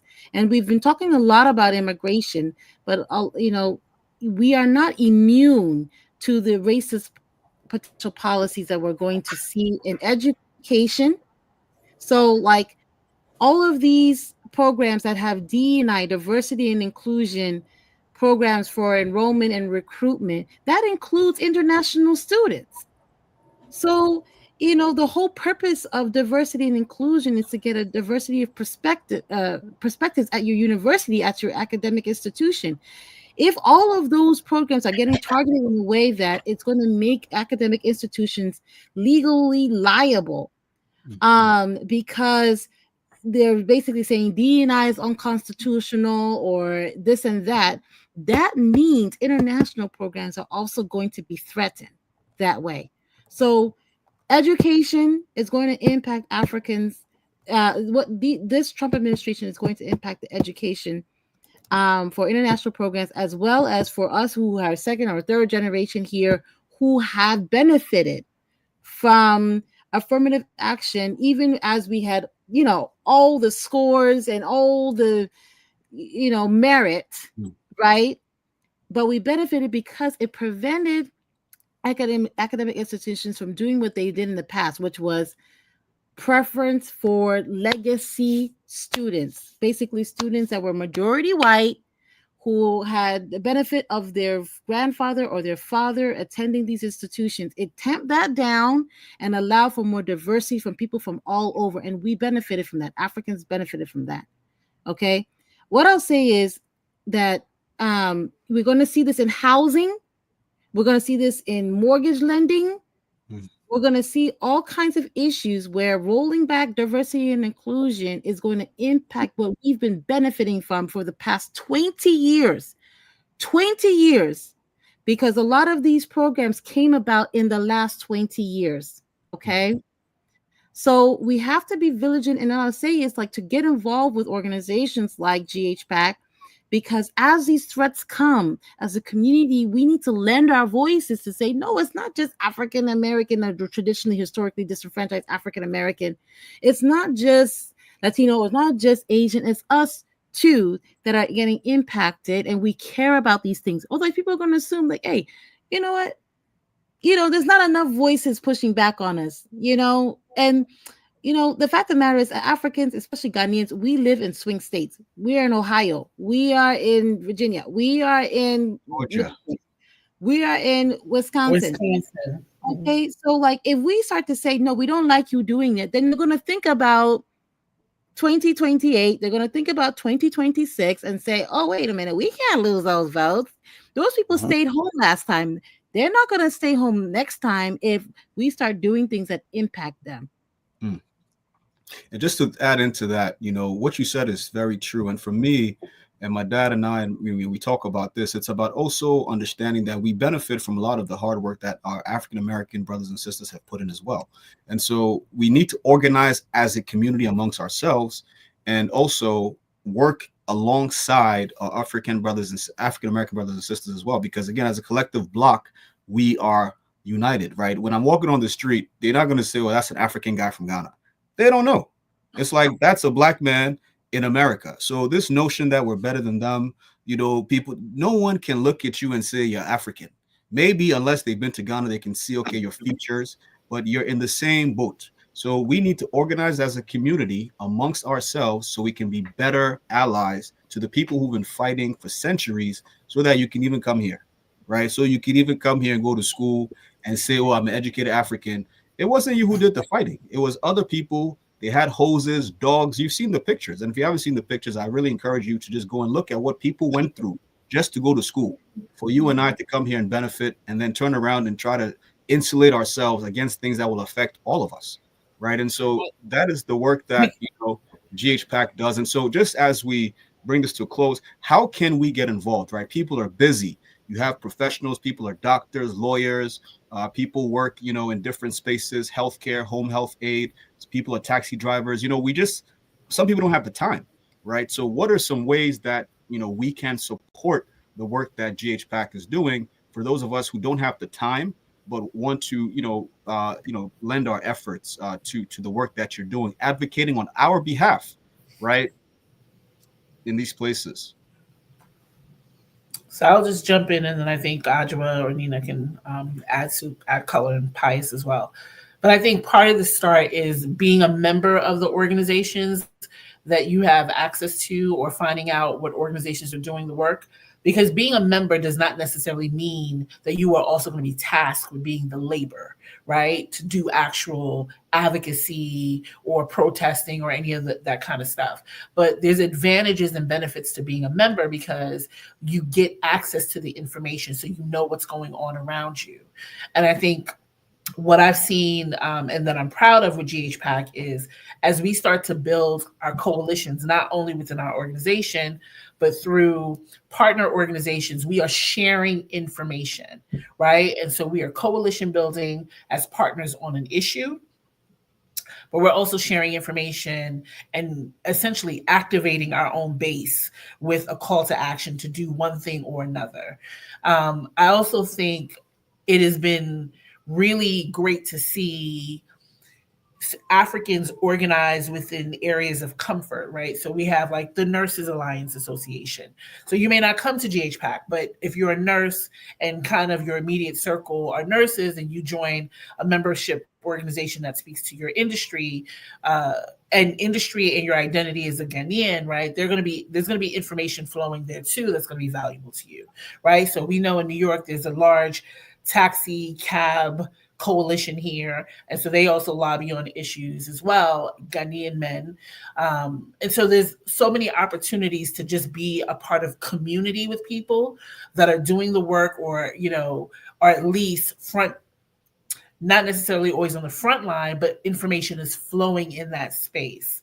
And I think in a Trump administration, to a lot of the points that were shared, how we move forward from here is our fight doesn't necessarily have to look like protesting, but it looks like demanding a seat at the table so we can articulate our value here and kind of resist against some of the policies. And so while I know it was said that degrees won't save you, economic status, or, what you do for a living won't save you, this country is about dollars and cents, in my opinion. Right. And the economy is a big part of that. And so while I'm not saying that we are going to be insulated because we are educated, I am saying that is part of the resistance to articulate who we are in this country and what the value is.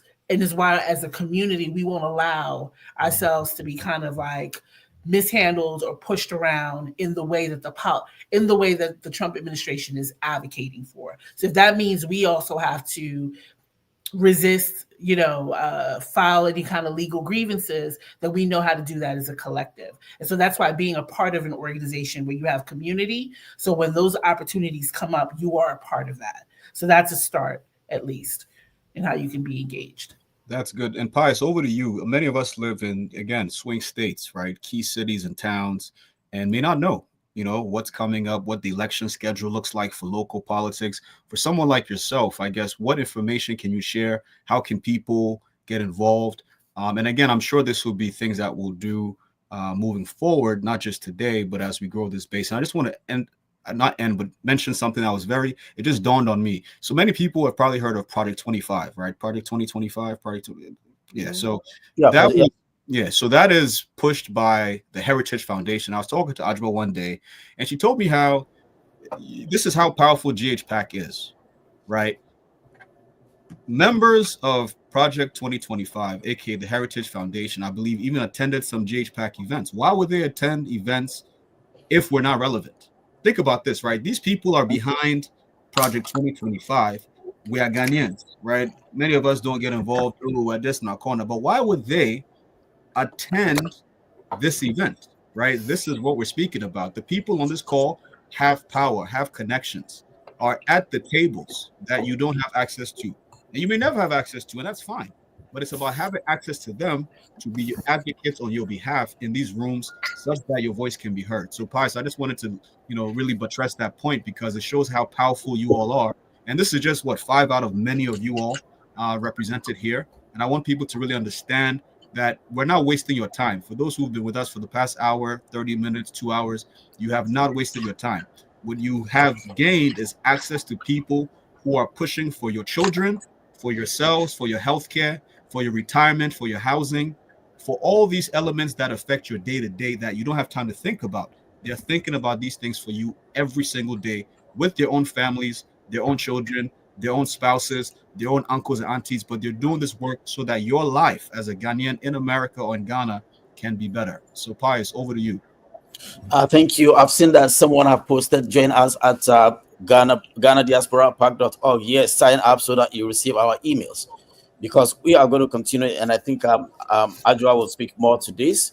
Write a letter to the editor. There are a lot of things that happens in your community. If you cannot attend those meetings, please write a letter to the editor and express your concerns on how it is going to impact you, your children, and your community. Attend your local school board and city council meetings. Please, it's all important.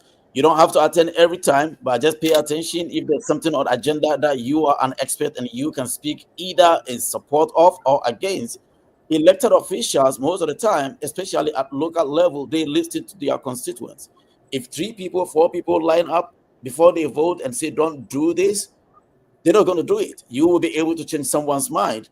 And whatever you are going to say, whether it is at that meeting or you writing a letter to send it or writing a letter to the editor, may change the direction of something that will impact your kids or your community. That is so many ways. That is one of so many ways that you can be part of this process and you can participate. But most of all, make sure that you are on Ghana PAC's mailing list, and our partners. You will see them as we move forward, and we are getting into a difficult 4 years. Please get involved and stay involved. At least let's make sure that in 2026 we all go out and vote, and we bring our friends and our cousins and our aunts, so that we can change how Congress look like. Thank you. Yeah, speaking on that, I just want to add to just that because I saw someone said let's leverage our partners in administration. Yes, I know we've been perhaps critical of this incoming administration tonight, but like Terry has said, and like the councilman has said, GHPAC is nonpartisan, bipartisan, and has engaged, with Republicans, and there are some good eggs on the Republican side, particularly, foreign policy, where I think where we really end up disagreeing is on immigration, obviously. But on foreign policy, there is some alignment, and that is why Heritage Foundation attended GHPAC's celebration with Congressman John James, who chairs the Africa subcommittee at House Foreign Affairs, who's a friend of Ghana, intends to be a co-chair of the Congressional Ghana Caucus in the House of Representatives, which is an important entity that GHPAC helped to advocate for and to get established. So Congressman John James out of Michigan, he cares a lot about bilateral trade. He's a friend, and we hope that he stays on the Africa subcommittee, and maybe even grows his role in House Foreign Affairs, and that his staff, who, some have actually been to Ghana, they've eaten our street food, even like they've been to Ghana. Sometimes some of these Republicans, like, they will go and actually go. They're not there to go stay at Kapinski and whatever, like they go and they will tell me, hey, I went to this street and that street. And I'm like, hey, really? So we're hoping that we'll, some of those that we can truly partner with, particularly on the foreign policy side with trade, but that might be a bright spot over the next 4 years as we battle also particularly with this administration on immigration. We know that we're going to battle on immigration, but maybe partner on foreign policy. So that's where we see, and that's what you have to do, really, with either side, no matter who's in power, you find what you can work with them on things, and what you have to push on things as well. Sorry, Terry, go ahead. No, I was just going to give examples because you're saying 2026. So I want to give some context as we, wrap up shortly on what is coming up, and also just congratulate you all on, the work you've done. I guess Congressman Gabe Amo is one person, right? Again, this is a congressman. Yeah, a small boy. Ghana, you've heard of big man. He's a big man. He's in Congress, right? He's a Ghanaian Liberian brother. I know there's another, I guess, campaign coming up. But yes, it gives some more light on, again, 2026 is a lot closer than 2028. And also, one thing that people should note, this just dawned on me. 2026 is America's 250th year as a nation. You can guarantee it is going to be a massive year. There's going to be mass. It's also the World Cup happening in America. Many of you have relatives that want to come and go to these games, right? So again, these are practical things. Right now, it may seem abstract. Oh, politics. Listen, we're supposed to be civic minded, right? Jesus spoke truth to power. It wasn't just healing people, he was challenging the status quo. And so when you think of yourself in that light or whatever you believe in, it also behooves you to engage in these issues. Again, even if for nothing else, you want to see Black Stars play or whoever here in America, you're going to need a visa. You're going to need certain things that need to get done. So these are practical things that will affect you as well, even in terms of that basic enjoyment aspect of come to America to go to World Cup games, right? So over to you, Ajwa. Yes, that's a great point. And I also want to like tag Nina in as well to talk about 2026 before we wrap. And also just like, supporting Canada in a situation where this is what I truly feel that Ghanaians, we see a diversity in opinions and political philosophies, even within our own community. You see a lot of maybe the older generation lean more Republican, younger generation maybe lean more Democrat, or maybe the men lean more Republican women. We see some differences, but that's why I feel that ultimately where we win is when we elect our own to office. Elect our own to office, because they're the ones who are going to come into political office with the nuanced point of view that we have, because they have a shared living experience like us, right? So the more that we have those kind of voices that are representative of us and our differing viewpoints, who understand us, the less that we have to rely on others to get us. Why are we relying on others to get us at our point of view, and know that we even exist and all this kind of stuff, when we can be electing our own to office that already know we exist and what we believe? Okay, so we already have one Ghanaian American elected to Congress. That was an historic moment, Gabe Mo, and already that has made some difference there. But we could get others elected to Congress, as well as all the way down, like Councilman Paya said, from state, state houses. We have several in the Maryland State House: Adrian Boafo, Bernice Mirku North. We have some in North Carolina. Shout out to Alan Buansi. In New York State General Assembly, shout out to our delegate Anansi, and Owusu Anane. Yes, Owusu Anane, and out in Washington State, all that. We need to get more. And down to shout out to Eric Okai, who just won school board out in New Jersey, Hillside.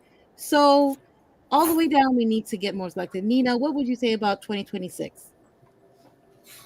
Quickly, 2026 is when most governors are up for either re-election or governor seats are open.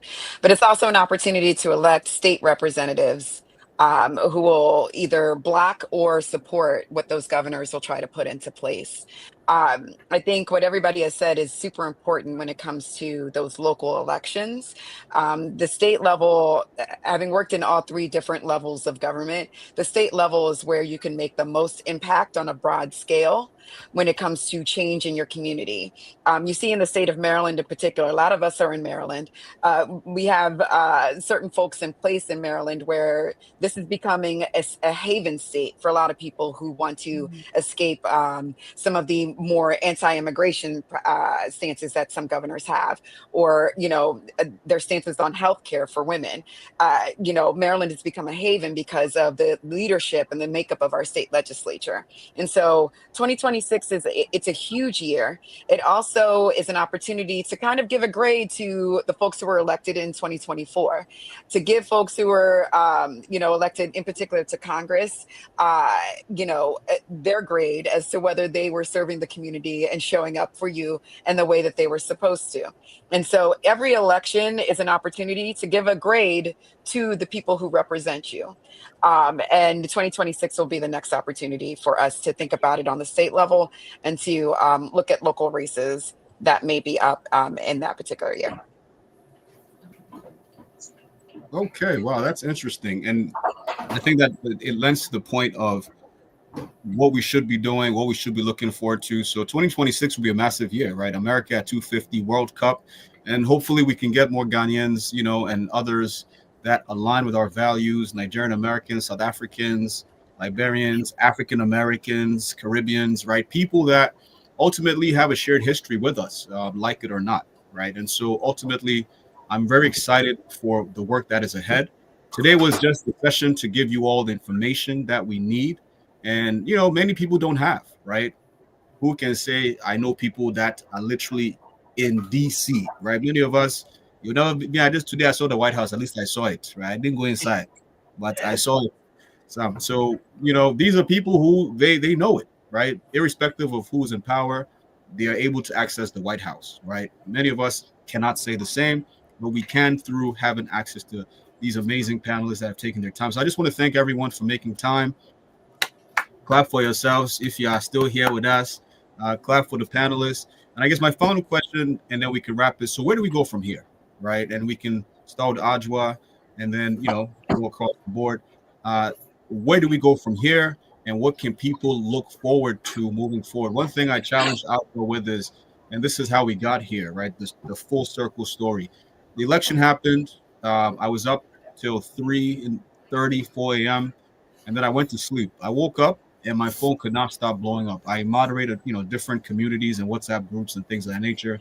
There's a lot of conversation, a lot of, you know, dialogue, a lot of confusion, a lot of hurt, there's so many different celebration too. Again, some of us voted for the party that won. So congratulations to you. However, we still need to move with wisdom in all of this. So I reached out to Stephanie and said, hey, you know, I think people want to understand where we go from here. And they lended time. As you've seen, they could be doing so many other things. They have their own businesses, they work, they have children, they have all these things they could be doing, but they're here to give you this information. So I just want to be respectful of that, but also highlight how it just takes a phone call. The same way I was able to call and we got things done because they are the experts, right, at this. This is the same level of access that you will have, right? Through you receive their emails, you can respond, right? You can say, hey, listen, what about this issue? Hey, we're having a convention here or this or that, you know, whatever you're having, they can show up, right? So where do we go from here, everybody? And then we can wrap up. Thank you, everyone, for your time. So is this like a lightning round, Terry? Where do we go? It's a lightning round. Where do we go from here? Final thoughts, comments, concerns, feedback, and then we can wrap up at least this edition. And on the 23rd, we're going to talk Ghana election. This was US based, but Ghana election is also happening. A lot is going on in our homeland, you know, brown water and all, galamsey and all, and we need to address certain things. So yes, let's focus on final thoughts for this. And then when we recap or regroup on the 23rd, we will be Ghana focused with the election coming up there. Okay, maybe Councilman, you would like to kick us off. Well, thank you. I think we should stay engaged. As I said earlier, get involved locally. I will share a short story. We have a Democratic governor in Maine right now, and she is in her second term. During her first term, a lot of us immigrant leaders came together and invited her for dinner. Most of the people that were in the room are not even eligible to vote, but she saw a huge number of people. And those of us who are registered to vote, we donated a lot to her campaign, and then we made an ask. We said to her that we want you to create Office of New Americans. In the first term, she did it, and we thought she was not going to do it. In the second term, we supported her, and then she got elected. Of course, our numbers are irrelevant because of the size of Maine being one of the whitest states, but it was important for her to have us as part of her campaign. And the moment she got re-elected, that is what she did. And now we have Office of New Americans. And that office is going to look into things that impact us, and then our kids, and then some other Africans who will be arriving in our state, whether it is tomorrow or 2 years or 10 years from now. Thank you. So let's stay engaged. Let's get involved in our communities, because that is one of the places that things happen. Okay. Akui, are you there? Yes, I'm here. I'm sorry, I've just been running around. Yeah, it's in jollof. It's okay. Don't worry. Save us. I'm actually eating kilewili. Hey, that's my favorite. Please pass some. I'll scoop some to you. Don't worry. Don't worry. Okay, so guys, we just have to. I like what Paya said. Stay engaged. Let's wait to see what happens, and then we can, reconvene as necessary. Just continue to educate ourselves, stay connected, support one another, and yeah, that's it. Nina? Yeah, just to reiterate a point that the councilman made earlier about, making a difference and staying engaged on a community level. It can start out as volunteering, as our school board candidate did, and you end up in an elected position. I know I've sat and I've testified for bills and helped push for bills to become law, and I'm just a single person. And so, each of us can make a huge difference in our communities, and it starts there first. It helps eliminate the mistrust that we're seeing from people who don't look like us. And it also helps build connection, and we need so much more of that in the post-COVID era. So that would be my contribution. Stephanie Arthur. Yeah, I agree with the sentiments about staying engaged. What I'll say is that Africans, Ghanaians, we do not have the luxury to not work with this administration. They're going to be around for 4 years. And so I think an audience member said that we have to leverage our partners in the administration, and I think that that's really important. And so Trump's administration, Trump has been very vocal about giving control back to the states. And so if you live in a Democratic state or a state where there's a Democratic governor, and you may have some luck there in terms of working with the state legislature, working kind of with your municipal government. And I think you can start there. So start paying attention to who is, on your state legislature, who's your governor. Pay attention to city council, hearings. One of the things that I think is very vital and important is community board meetings, because all of those members, all of those politicians have their staffers presenting their proposed ideas in those meetings. That is a start for you to start understanding what's going on in your community. You can leverage that and start doing some other things.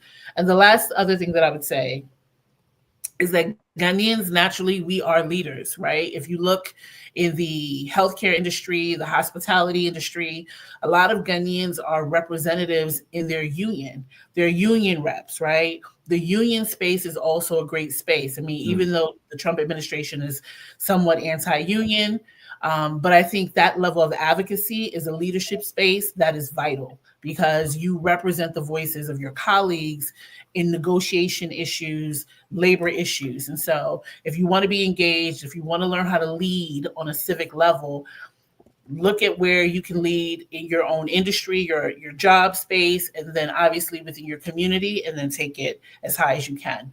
Okay? So. Got it. And just to bring us home and say thank you, I'll just end on these numbers. The United States of America is the world's #1 economy. 29 point something trillion dollars, not million, not thousand, not billion, trillion dollars, 29 trillion. And for those of you who live here, for those who have relatives that are here, I was at the Ghana consulate in New York, I think a week and a half ago. And I was just leaving another meeting and I popped in. Again, this is the level of grace that some of us have and the relationships, right, that you all have access to now. And I was introduced to a gentleman who works there. I don't remember his title. And we got to talking about what do you do? And I shared with him, I used to work in finance. I was a financial advisor. I moved to Ghana. I have a concierge business now. And he said to me, Terry, I love what you're doing, because the problem with, as he's seen it, right, he's new in his role, is that Ghanaians, we tend to stay, and again, this is just being candid, we tend to stay in the Bronx. We don't like to venture out. We stay to ourselves. People you work in a specific industry and then you get a promotion and then you become comfortable. But again, this is a $29 trillion economy, right? The whole Ghana is a $70 billion economy. For those who are mathematicians, you can do the math on your own. If you're here, if you have been given access to this economy, how are we maximizing this?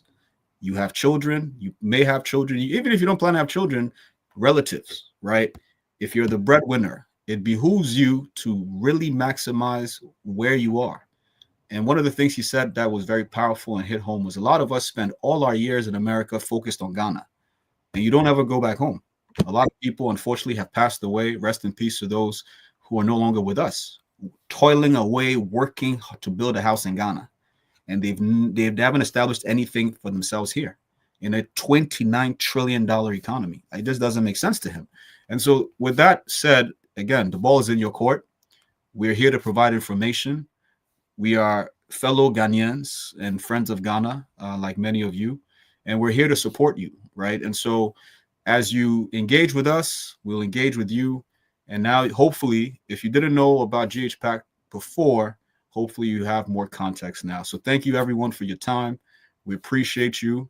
We love you all. Irrespective. Hey, Terry, I don't get to say a final word. No, I'm coming to you. Don't worry. Oh. Hey, don't kill it with it. I thought you were saying goodbye. I was like, Terry is saying his final word. Exactly. This is my final. Your final. I beg. I know you're going to Ghana soon. The last give me small.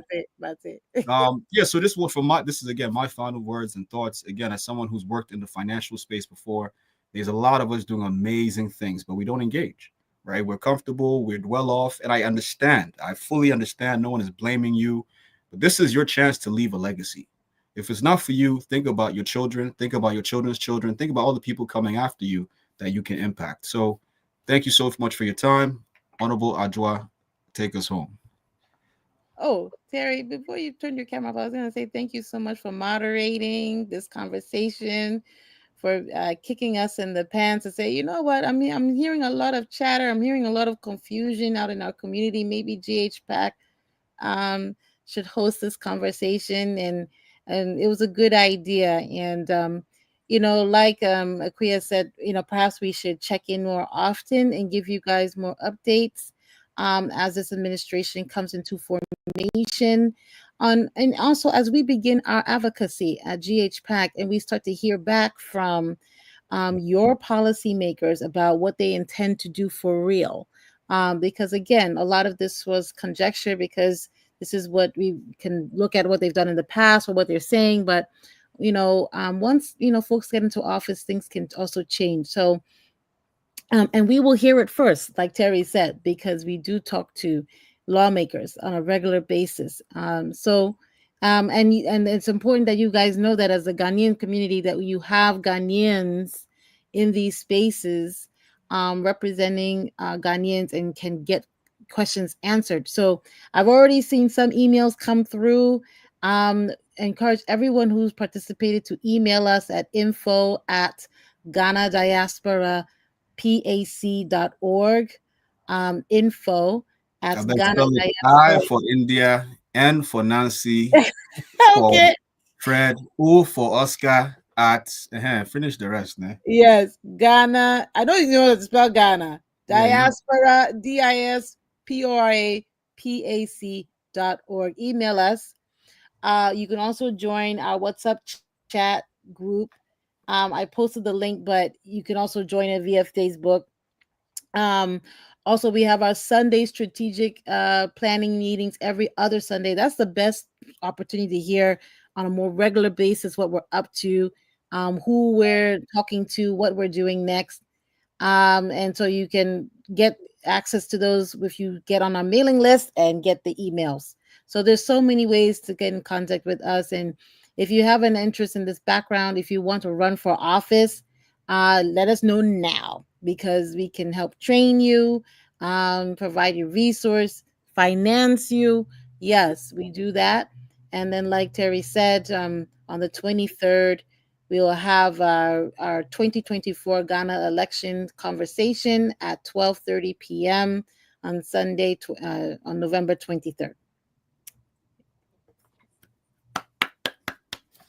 Thank you, everyone.